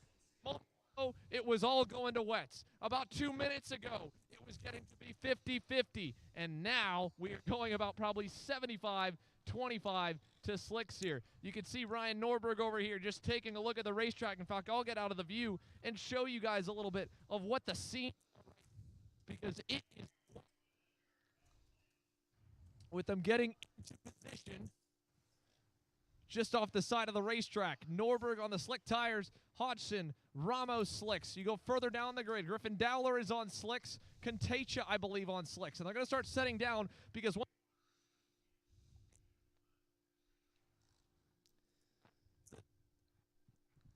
that is the timer right there. 2 minutes, 25 seconds and counting down before the command to fire will be given. So we'll keep our eye on everything. I'll let you guys take over and give you the angles. Okay, thank you very much, Xander. Apologies if there's a little bit of audio breakup here because we do have some cloud cover and that does affect the microphone. So we've got, at the moment, at least 2 drivers on wets. It's a long race, the longest race we've had all weekend. If there's more rain, those drivers on wets are sitting in clover, as the phrase goes. They're going to have an advantage at the start, but then when those balls of rubber start wearing off the treaded Mojo tires, Rob Howden, they are going to be sitting ducks. We're looking down the scene there. Well, that's what. So they talked about Race Liberante going to the wets. He's back to dries. I don't know that we're going to see anybody on wets. Oh, maybe back a little further here. 388. That's Matthew Goddard. Matthew Goddard from Syracuse, New York. He is sticking on wet tires. No, he's putting the dries on the front now as well too. Well, he's got less than 90 seconds. He's got about 90 seconds before we get given the command to start engines. Drama in the highest stakes of the 2023 US Rotax season. 36 of the best drivers. Rob, this is where the mechanics earn their crust. Yeah, I just don't think we're going to see anybody going on wets. Now, I think at one point everybody was saying, we're going wet. But I think, there's a wet Chase Jones is staying with the wets. He is going to roll the dice, staying with the wet tires for Chase Jones. So he'll be the driver we watch coming out of the gate here for sure. They've got wet tires on that number 354. And he's a non-reserved driver. So there are 4 tickets available in this class. 2 for open, 2 for reserved. There will be, so the ruling is, first across the line gets an open ticket to the senior class. Second across the line, the first reserved driver gets a ticket to senior in Bahrain. The second open driver gets a ticket to DD2, and the second reserve driver gets a ticket to DD2. So we have got, I'll give you the list of the rundown. We're going off onto the rolling lap now. Here's your starting lineup. Ryan Norberg and Frankie Mossman go from row number 1. Oliver Hodgson and Dalton Haynes go from row 2. Diego Ramos and Ernesto Rivera from row 3. Chase Jones and Race Liberante. Race Liberante is the best placed reserved driver on row number 4. Aidan Fox and then the second reserved driver, Cooper O'Clair, go from row number 5. We must going to have 2 rolling laps here. We've still got mechanics on the circuit. A couple of drivers slow getting away. Griffin Dowler and Diego Contesha go from row number 6. Yash Rampol and Timothy Pernod, row 7. And Zimming Wang and Justin White. Tyler Ruth and Rafe Shah. Macy Williams and Ian Quinn. Matthew Goddard on wets, followed by Josh Bethune. Then Ethan Thorne and Matthew Taskinen. Henry Whelan and Ben Gaunt. Jeremy Cooper and Gia Jinban. Then it's Cam Hill and Chris Harrow and Nick Mercer. Carter Sheets, Kai Broben Facino, Dalai Lai, Aidan Lorenko and Ian Q. Xander, back to you very quickly. Thank you, Henry. The good news is we do have a little bit of extra time. The race director gave them 2 full warm-up laps to learn the racetrack as the conditions have changed. So they're going to come around here. Actually, they'll come by me right here in the infield, and they'll get 2 laps to begin to warm it up, if I'm not mistaken. They're slowing down here, I believe, for the start, but it should be waved off, and the light's blinking, so it will be when they get around. There they come on by me here as it gets nice and loud, but 2 full warm-up laps, and again, Chase Jones, one of the only drivers left on the wet tires. You're already seeing the track begin to dry. The question for Chase Jones, how low can you go on those Mojo tire pressures and still have some grip, and how quickly can he build a gap, get to the lead, and get away before those things dry up? Indeed, Xander, it's going to be exciting for sure. Only 2 drivers, we're being told, on the wets. The number 300 as well, right there, of Kai Broben, Facino, and Chase Jones. 2 drivers have wet tires on. David Cole giving me the update from pit lane. So, indeed, 2 drivers have elected to stay to the wets. It's going to be super slick out there. The first couple laps are going to be big for these drivers. They're going to be searching for that that moisture on the racetrack. If there is any more rain come in, any precipitation, even a mist, it might play to their hand. Otherwise, over a race that we expect to be 18 minutes plus 2 laps, it's going to be a long one. This is going to be a roll of the dice for certain. So once again, Chase Jones, the driver who will roll off from the 7th position inside of row number 4. He'll need to go to the lead and go to the lead quickly. So there's a spin for number 362. And he gets going again. So the reserved drivers. Race Liberante starts 8th. Cooper O'Clair starts 10th. Griffin Dowler starts 11th. Yash Rampol starts 13th. Zimming Wang 15th. Tyler Ruth 17th. Macy Williams 19th. Jeremy Cooper 27th. Chris Harrow 30th. Nick Mercer 31st. Then it is, are we coming into the start line now? A few more at the back. Are we going to get a go? Ryan Norberg. It looks scrappy. I'm sure we're going to go around. Yeah, we're going to go around again, a 3rd rolling lap. That's maybe, I'm not quite sure that the drivers on sticks didn't plan that deliberately. But I don't know what happened there. They needed to be in position to go. They should literally move the front row back because the pole setter guys should have been there. They should have been to the front, and they should have been setting down. That did not go well. Another lap around for these drivers here. Kai Broben Facino is a reserve driver in 33rd. So is Aidan Lorenko. They are your reserved drivers.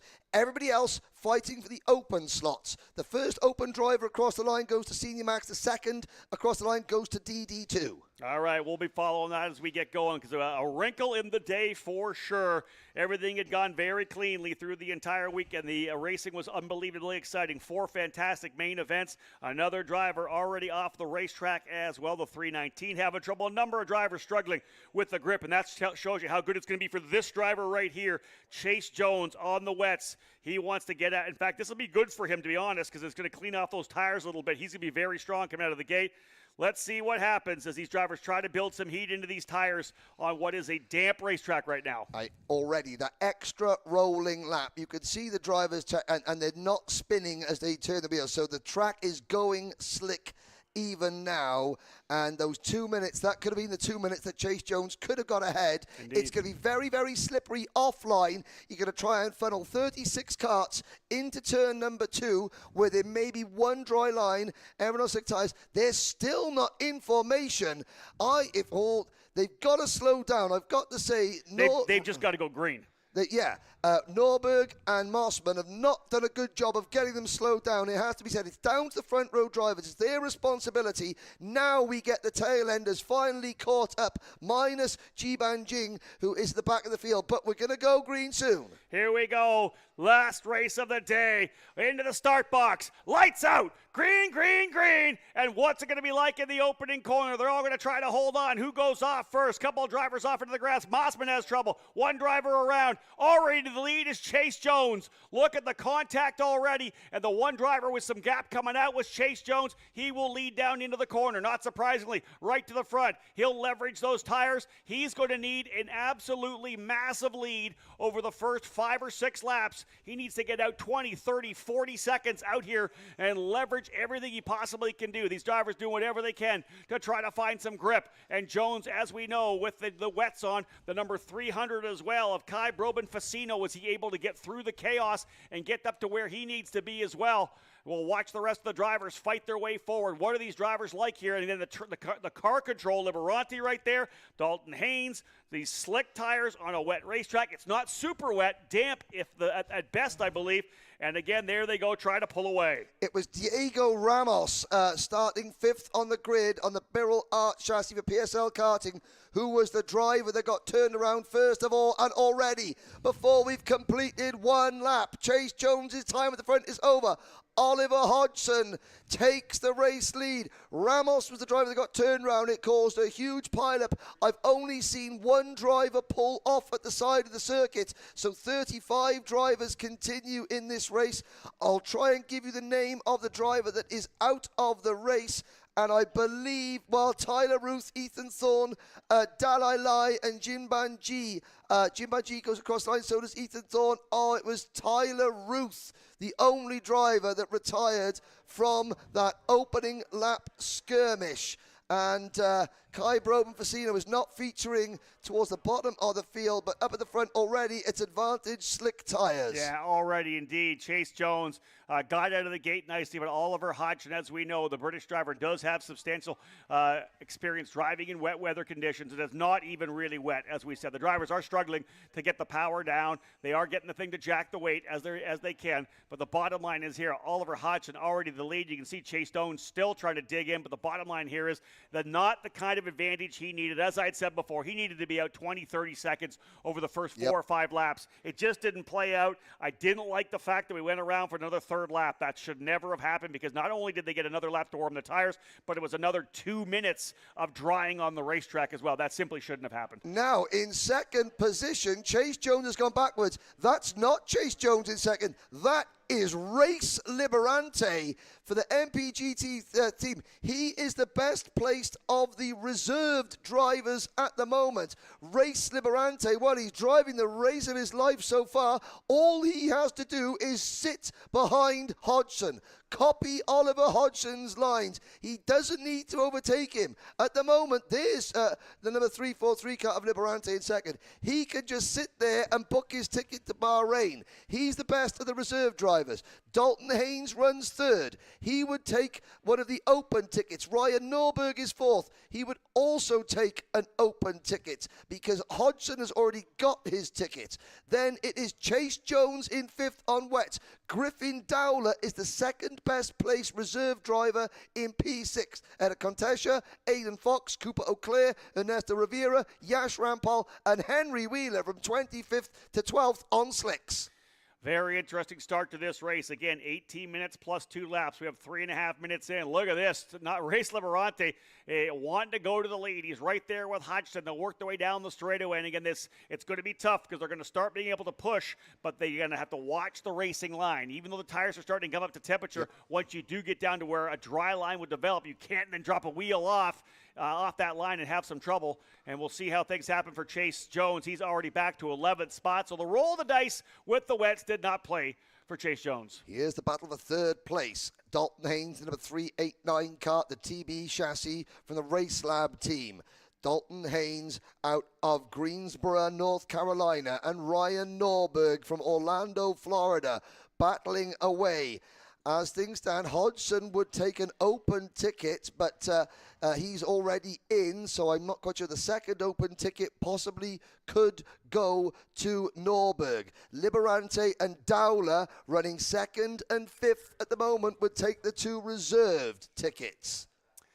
Indeed, all the permutations of who's going to end up being part of their national team, it'll play out as this race goes. And we have a new leader. Race Liberante for MPG Motorsports has gone to P1. He is your leader. Hodgson second. Dalton Haynes just turned the fast lap. No, now it's Rivera. No, now it's Wheeler. No, now it's Auclair.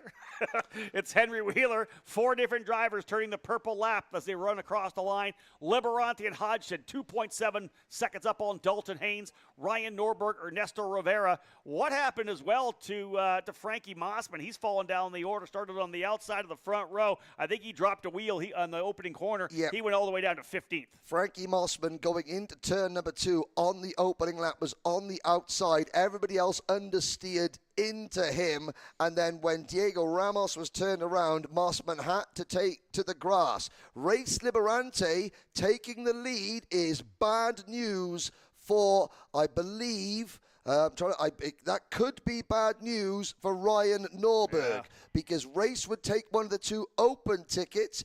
It's very good news for Cooper Auclair, because Cooper Auclair currently is the 3rd best placed reserved driver, and if Race Liberante takes the open ticket, then there are still 2 guaranteed places for reserve drivers.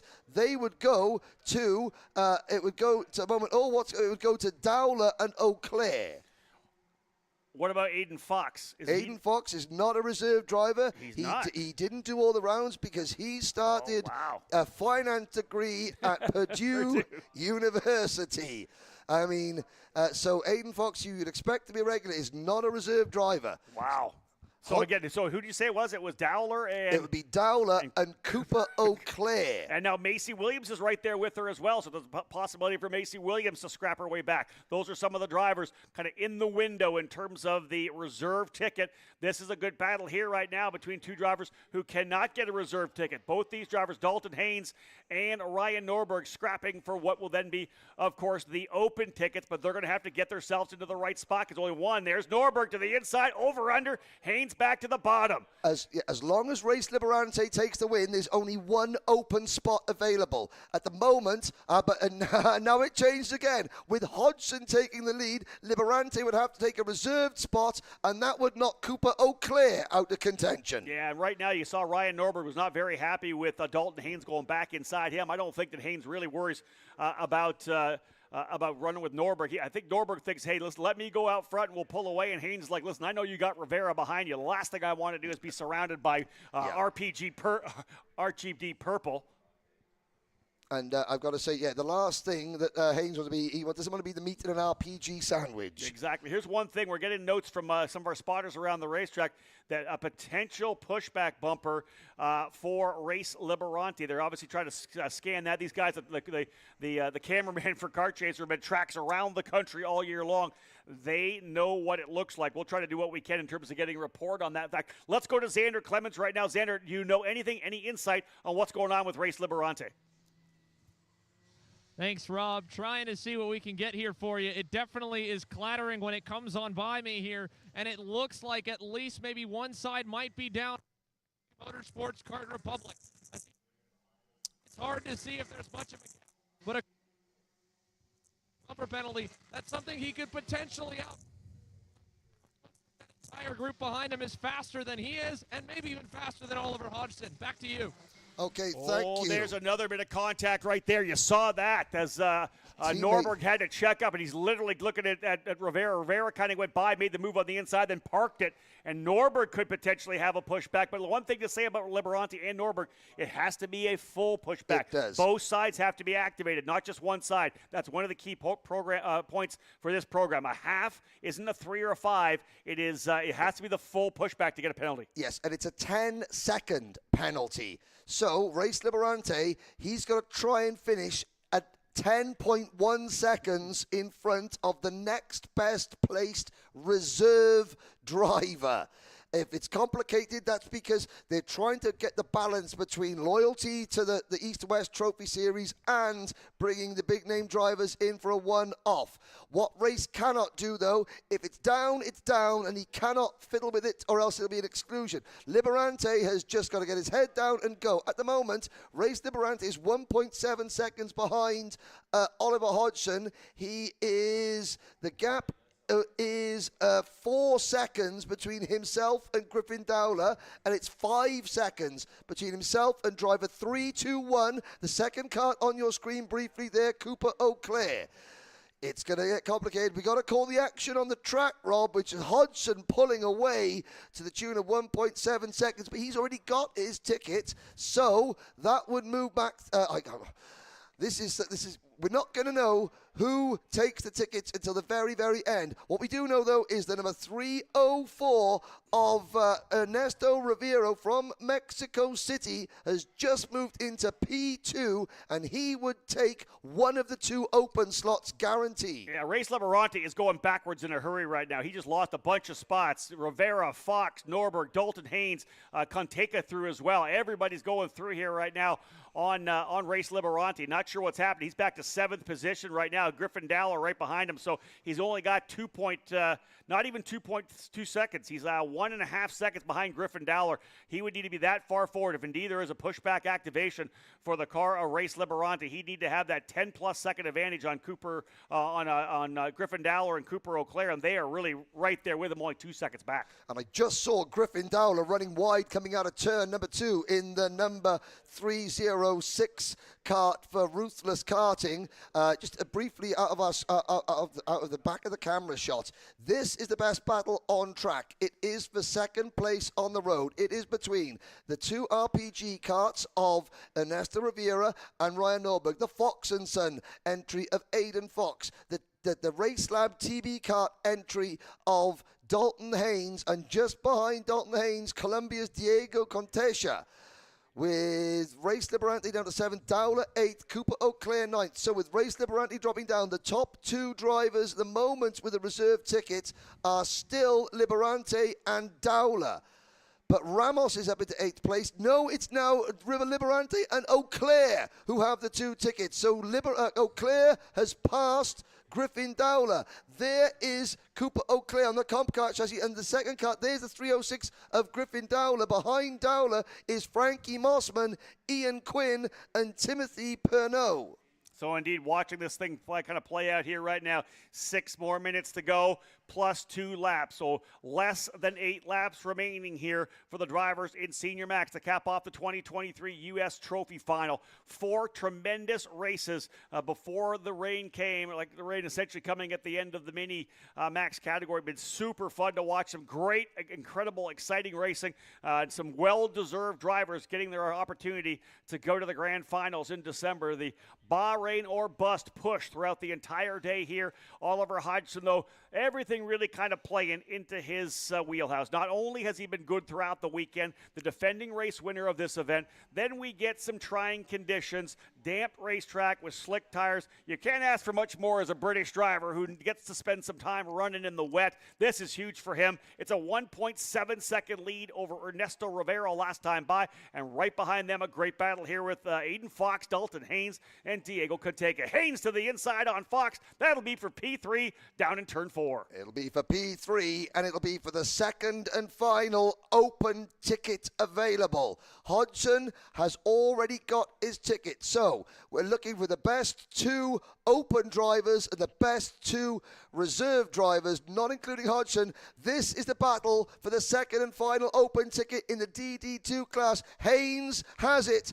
Fox and Katasha and Norberg want it. Race Liberante still clinging to the first reserve ticket.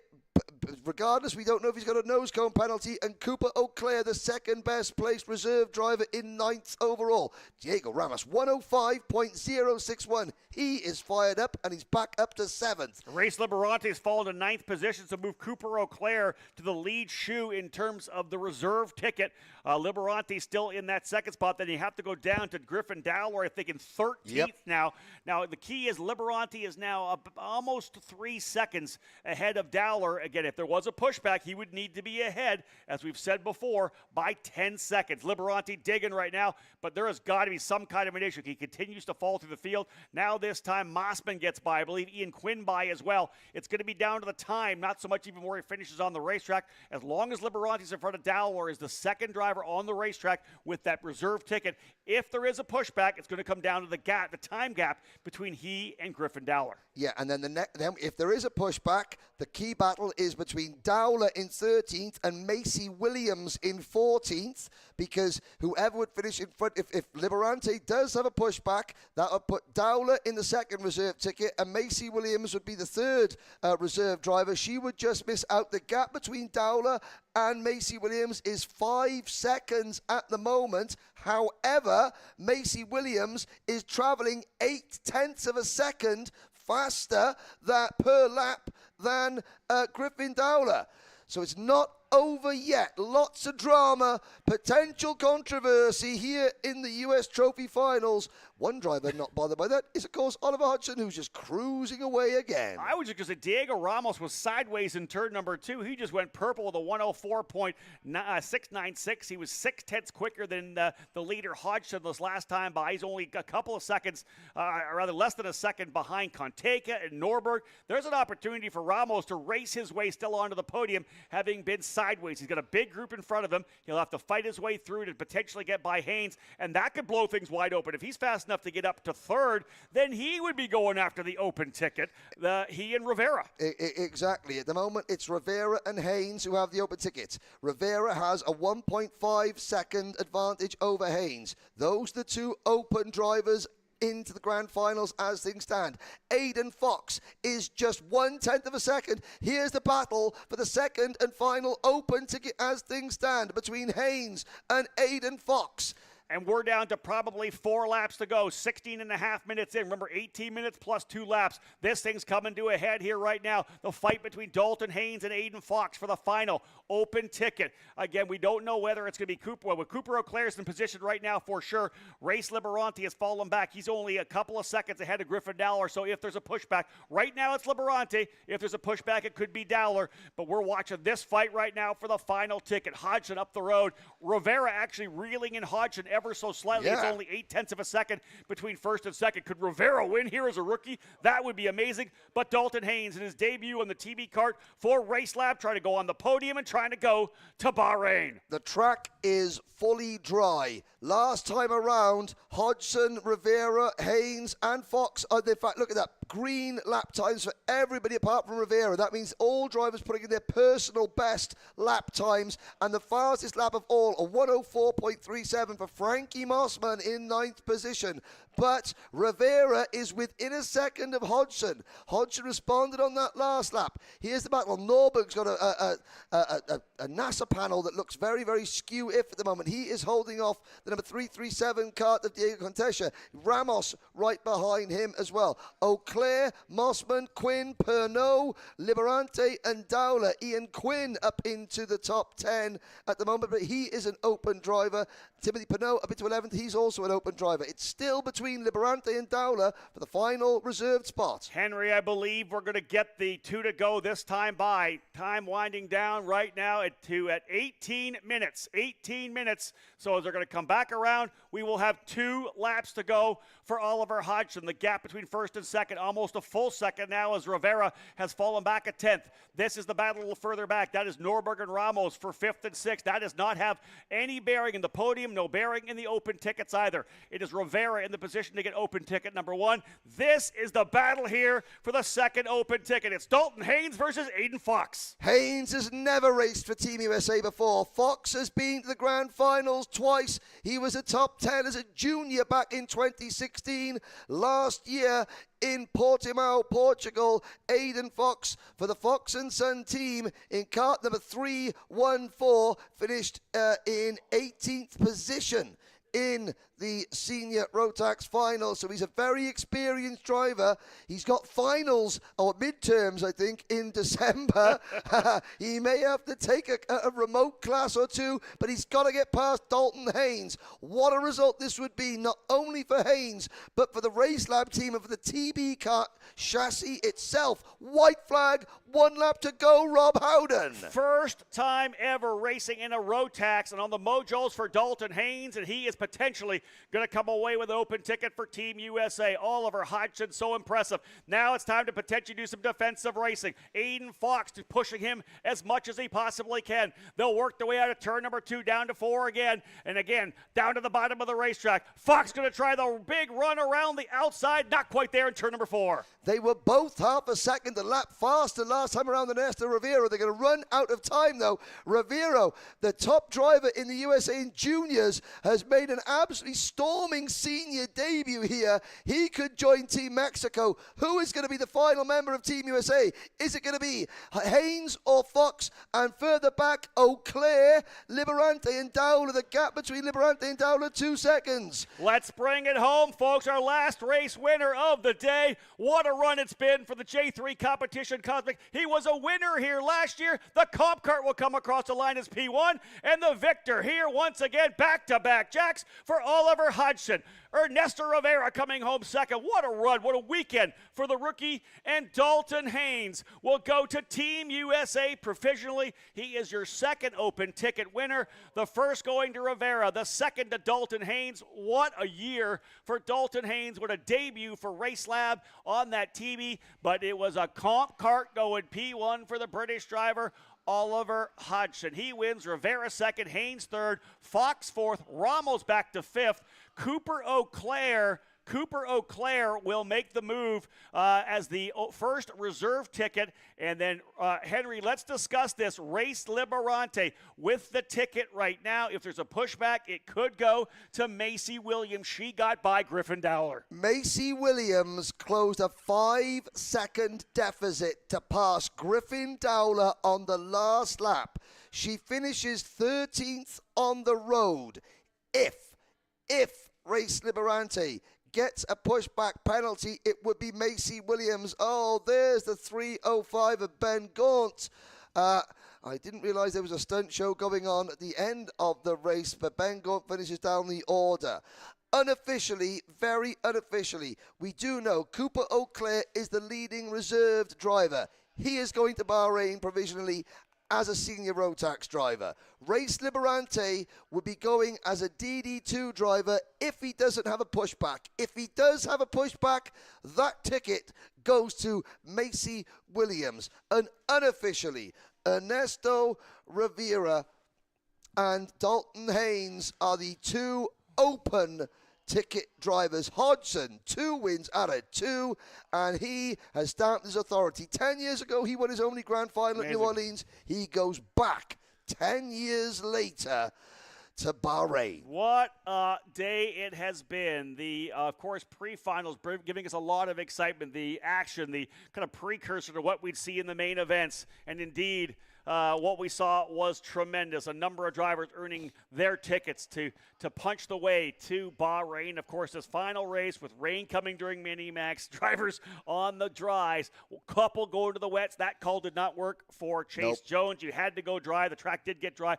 No more rain came through. That's what kind of played the card there for Chase Jones, who's finishing, I would expect, quite deep in the field. Will continue to roll down. Yeah, he is down in 30th. In fact, retired after 11 laps, so probably just pulled it off. And said enough. Yeah, both he and Broban Facino as well that went wets, realizing that was not the call. But, man, what a show we had up front, Henry. You know, number one, a great run. Just let's run through the storylines here. Oliver Hodgson, so impressive. Again, us overall the entire weekend. Really was never phased. It was so impressive. It was challenged, but was never phased. You've got Ernesto Rivera, the young rookie driver, so unbelievably impressive to see what he was able to do. Again, we've watched this young driver out of Mexico for RPG be really the dominant junior driver, making his jump up, his debut to senior here, and comes home in second, will win a ticket to run for his country in Bahrain at the Grand Finals. Dalton Haynes, that story was just, you can unpack that all day long. His debut, first time in a Rotax, first time on Mojo's, got a chance to run for Race Lab on the TB Kart. Amazing. And had a puncture in qualifying. Exactly right. And had a puncture in qualifying. So all weekend, Dalton Haynes had to go forward, and he makes it right at the end. Aidan Fox, again, a great effort, falling just that tiny little bit short. One of, USA's longest standing. He's been a Rotax supporter for a long, long time as Aidan Fox. It doesn't quite happen for him this year, but, I mean, he's doing a finance degree in Purdue. He can buy Rotax at the end of it all. Hey, listen, this is what we wanted. We came to this event, right? We knew everything was on the line, and there are drivers that ran the Trophy Series East and the Trophy Series West. They had their specific opportunities to win tickets, but everybody else came in, and we saw the names coming in a couple of weeks before the race. The Norbergs, the Ramoses, MPG with Chase Jones and Race Liberanti. This thing just started building momentum coming weeks into the event. 50% growth for this year based on last year. 77 last year, 111 this year. What is it going to be like in 2024? You know that the East and West Series, Henry, are going to be fantastic next season. I know, and I know there's a big announcement coming for the West Series Trophy in terms of a sponsorship deal that is going to be a huge boost for that series. It just goes to show that last result. You've got UK beating Mexico, beating USA, Brazil, Colombia. That's, 5 different nations in the top 6 for the US Trophy Final. I think the balance is right. You're rewarding loyalty for the American drivers who race all year, but then you're also dangling that carrot, which you do need to dangle to bring the big teams in, bring the one-off drivers, bring the superstars in. They're not all going to qualify, and what it also means is that those drivers qualified for Team USA, they're much better prepared than they would have been last year because they have had to race absolutely fight tooth and nail every step of the way. So they're going to be sharper. When you go to Bahrain, 36 drivers in Micromax, 72 in Mini, Junior, and Senior, and DD2. They're all international champions from around the world, so you have to be on top of your game, and this event has given Team USA a great boost. All those drivers are so well prepared for the biggest party in karting, and I'm just so glad that I was able to sit next to you, the voice of karting in the USA on Kart Chaser with Xander Clemens as well, to bring you guys the action wherever you're watching it around the world. It's going to be a fantastic event in December, but that's December. This has been a fantastic event. Lots of fun. The Mojo contest, the Team USA suit unveil, which you can go back and look at the EKN debrief and watch it. That no one's ever done that before, like a proper suit unveil, and the reaction was superb. Rounds of applause. That's it's creating that hype, creating that buzz. There are lots of drivers that didn't make it, but I do know that the way that the Rotax package is designed, they're going to be cheering on their rivals, because when you're at the Grand Finals, you're representing your country, and so those drivers that aren't going, the drivers that are going are representing them because they're wearing the stars and stripes. We'll find out whether or not we're going to get some interviews potentially with Xander Clemens. Yeah, so we're not capping off the show right now. He'll be down there. A number of drivers coming through the scales. We'll get a chance for Xander to talk to a lot of these drivers here. While we break, we'll come back. We've got a couple more clips we'll show for you here, folks. We've got some more Rotax stuff to show you. But Xander Clemens dialing things in. We're going to hear from some of the drivers who made their way onto whatever their national team was after this. Stay tuned. Lots more to come here on Kart Chaser. The road to the 2021 Rotax Max Challenge Grand Finals has been full of twists and turns, but at long last, a familiar sound is in the air, the Rotax roar. After the silence, out of the darkness come 378 brand new chassis and Rotax engines heading towards a new future. And joining the family as part of the most spectacular sight in karting is our newest member, the Rotax E20.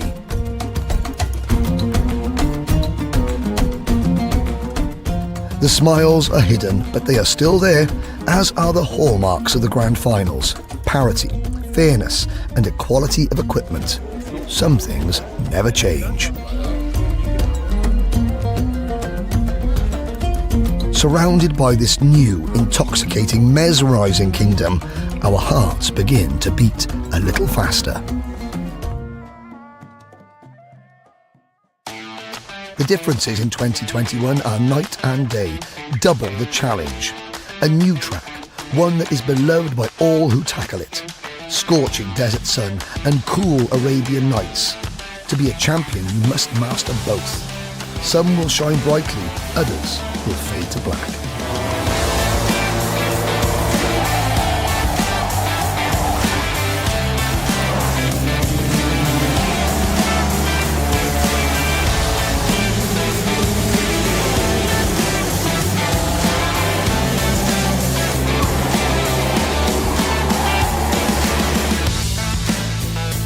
After nearly 800 days, the Rotax family is back together.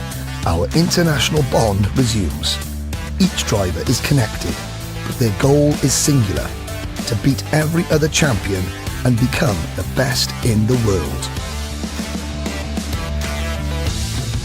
5 long days and nights of practice, qualifying and racing have passed, and for the finalists, one last check.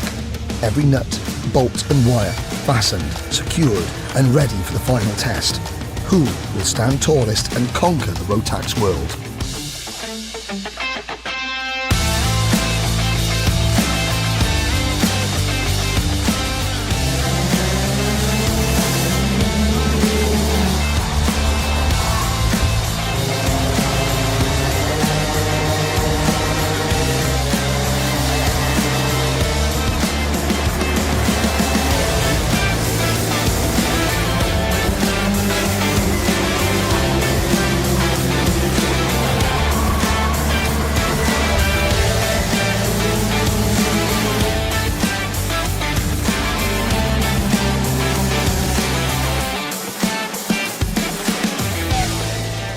For the winners, the long road to Bahrain was worth it. All the trials, tests and tribulations fade to memory, replaced with the title of Rotax Max Challenge Grand Final Champion. For those who fell short, there's always next year. There will be a next year. Our journey to Bahrain was tough, but BRP Rotax would like to thank everyone who walked it with us.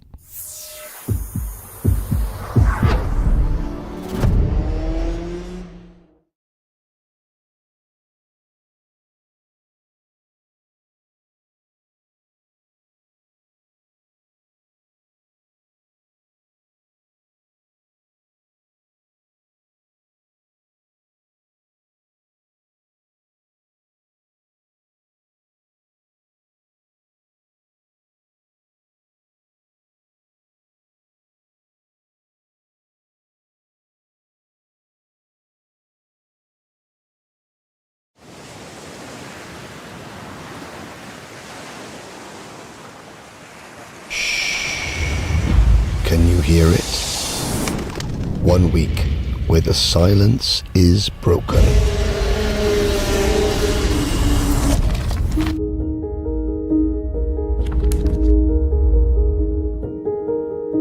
"394 drivers, 60 nations, united in their goal to be the best, the very best."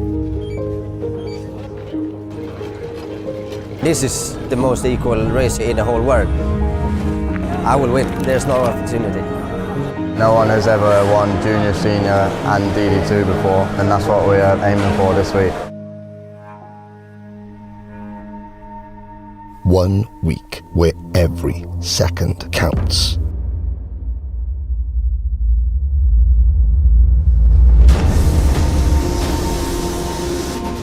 Every corner, every pass.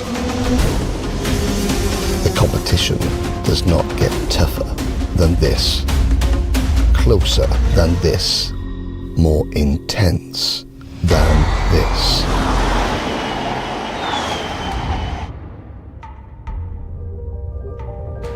"7 days full of pride, passion, your nation, your roots. Our family is united from all corners of the globe, now together as one. 1 week to change your future, your career, your life. The time is now. Be bold, be brave, be brilliant. Stand tall and celebrate. This is your week. And when all is said and done, and the silence returns, 12 months of hard work is about this week. 1 week. The 2022 Rotax Grand Finals.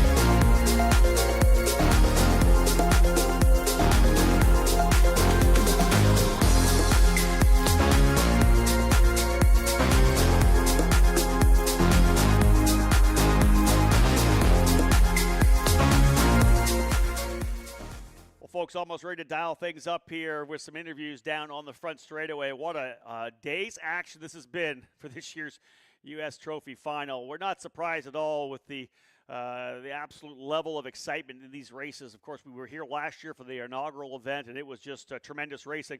Then you add 50% more drivers into the field and some talent as well. You dial up the intensity, the drive to be part of your national team in Bahrain, and everybody, of course, heightened and ready to focus, and that's what we saw here in the main events. Then we throw a little bit of weather in as well to make the conditions so tricky for the drivers in the Senior Max category. A lot of discussion still happening in pit lane. There were some pushback bumper penalties. But, folks, it's time to get things underway with some interviews. Let's head down right now. Xander Clemens, I know you're standing by with some very, very, very happy drivers. Thank you, Rob. Let's go down to it. Obviously, a little bit of weight while we were going through scales. It's funny enough, Ollie, I mean, not only was that a sweaty and very hard-won main event, the rain's coming back down again, so at least we blend in a little bit that we've got some droplets on us. But you talked to me walking over here. We talked about it all week long. You've got 3 big majors to end your year if you can make it to all of them, which the plan for Supernats, that's set in stone. You don't have to qualify for. Bahrain, you qualified for earlier this year, so that meant this major, the Supernats, the Rotax Grand Finals in Bahrain. We're 1 for 3 now. How does it feel? You're going back. Yeah, ecstatic. Like I said, I don't think I could pick 3 races that would be more exciting to finish the year off. So yeah, 1 down. That was a fun race. I mean, the rain starting to come, but before we went out, that kind of anxiety there, and yeah, it was exciting driving the kart on the slicks and the track drying out. I went out the gate as hard as I could. Then I just tried to play a risk versus reward. There was one moment there where I was keeping an eye on the gap. I was a bit panicky because I was getting caught very quickly, but I knew what I needed to fix to revert that and keep my lead. So got that done, and yeah, excited. Slick tires on a wet racetrack is probably one of the most fun things you can do in a kart. But under these circumstances, I can't imagine it was all fun. It was probably a little bit stressful. How much of that balance was it for you behind the wheel? Honestly, it genuinely lots of fun because I think luckily with my background racing growing up in England, with being wet, I'm confident. And then, like you said, it's just awesome fun. So I had no pressure going into this other than to win the race because, like you said, I already had the grand final ticket locked down. So, yeah, all excitement from my end.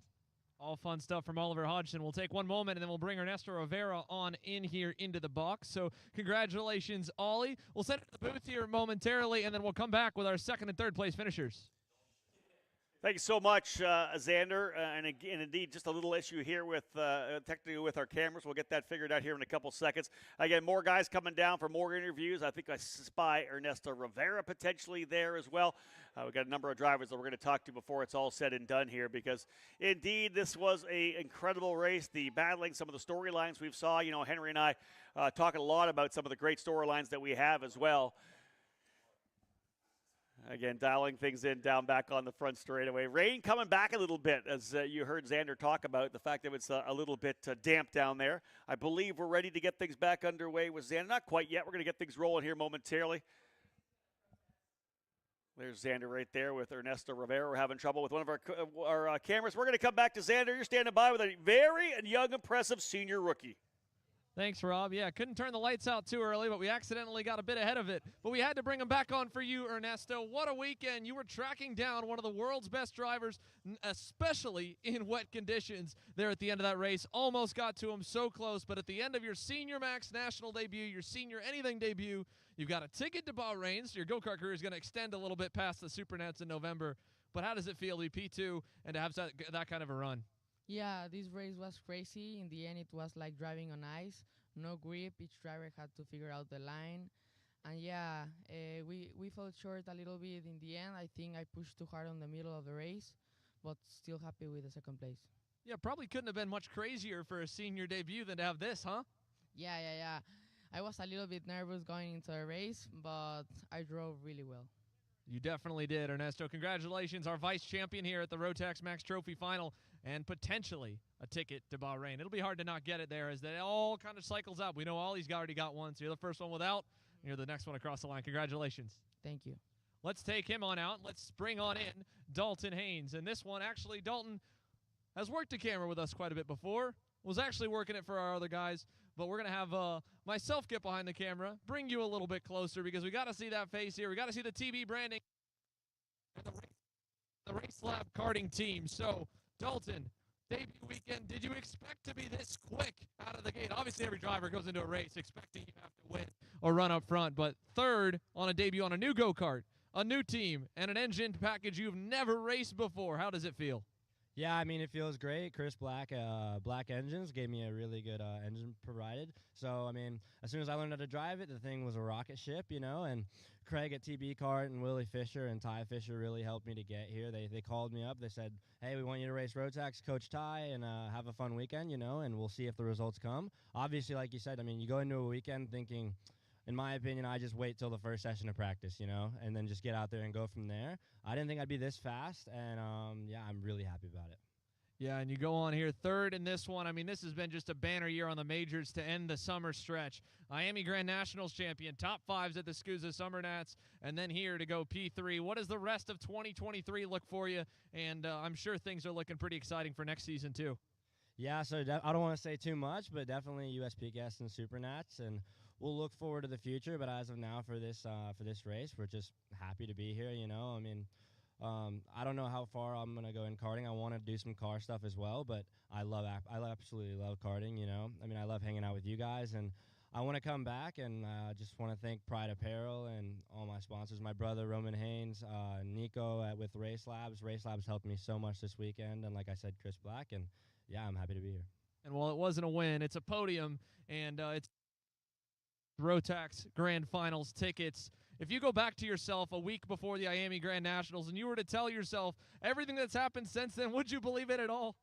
Probably not. How about that? Dalton Haynes rounds off our podium. Send it back up to you guys in the booth here to wrap up what has been an amazing day of racing in the rain. It just won't go away. It keeps coming down, so I'm wet again.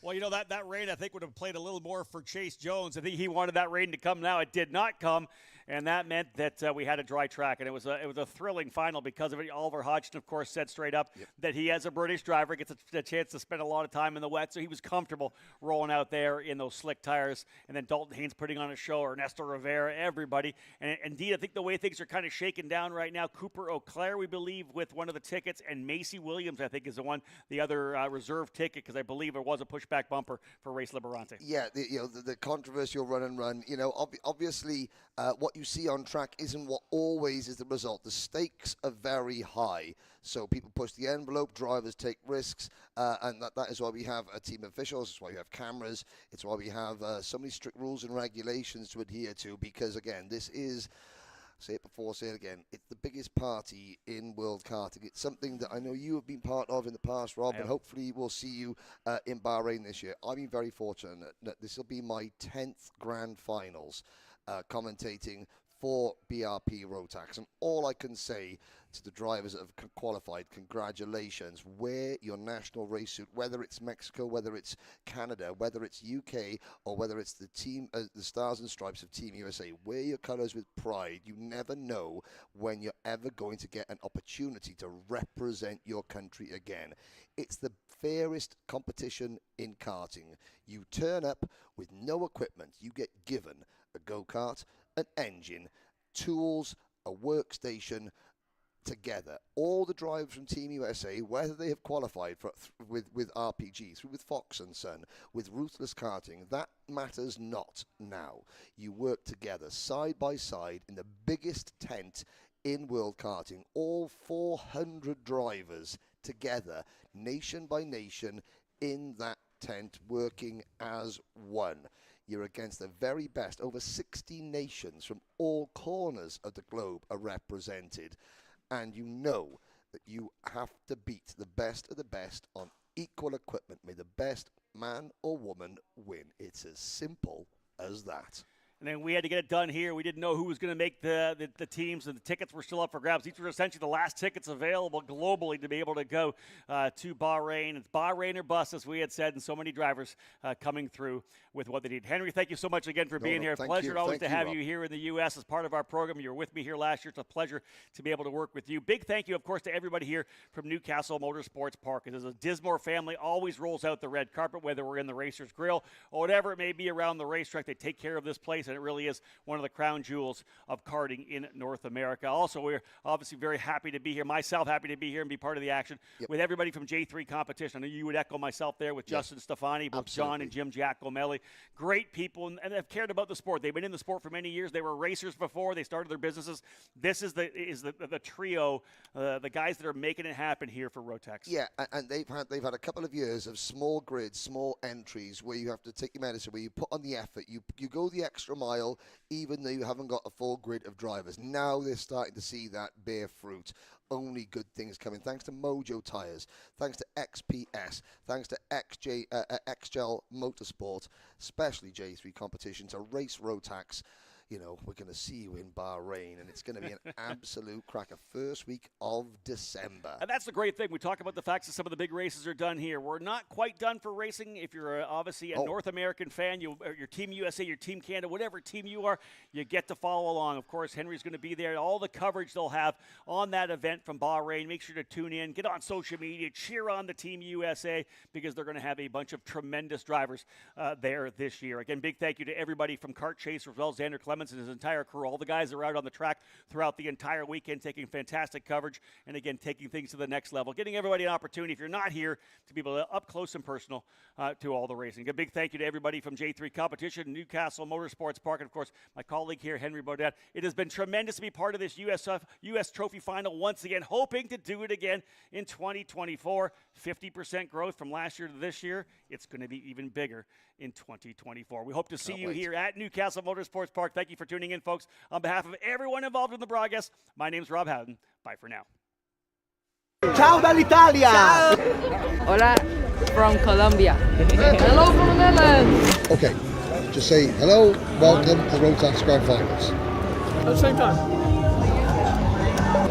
Ahoj, vítejte na Rotaxovém Grand Finále.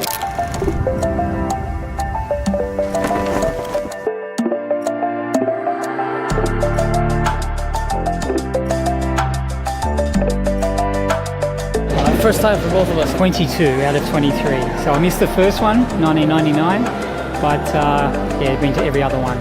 Yeah. This is my second time.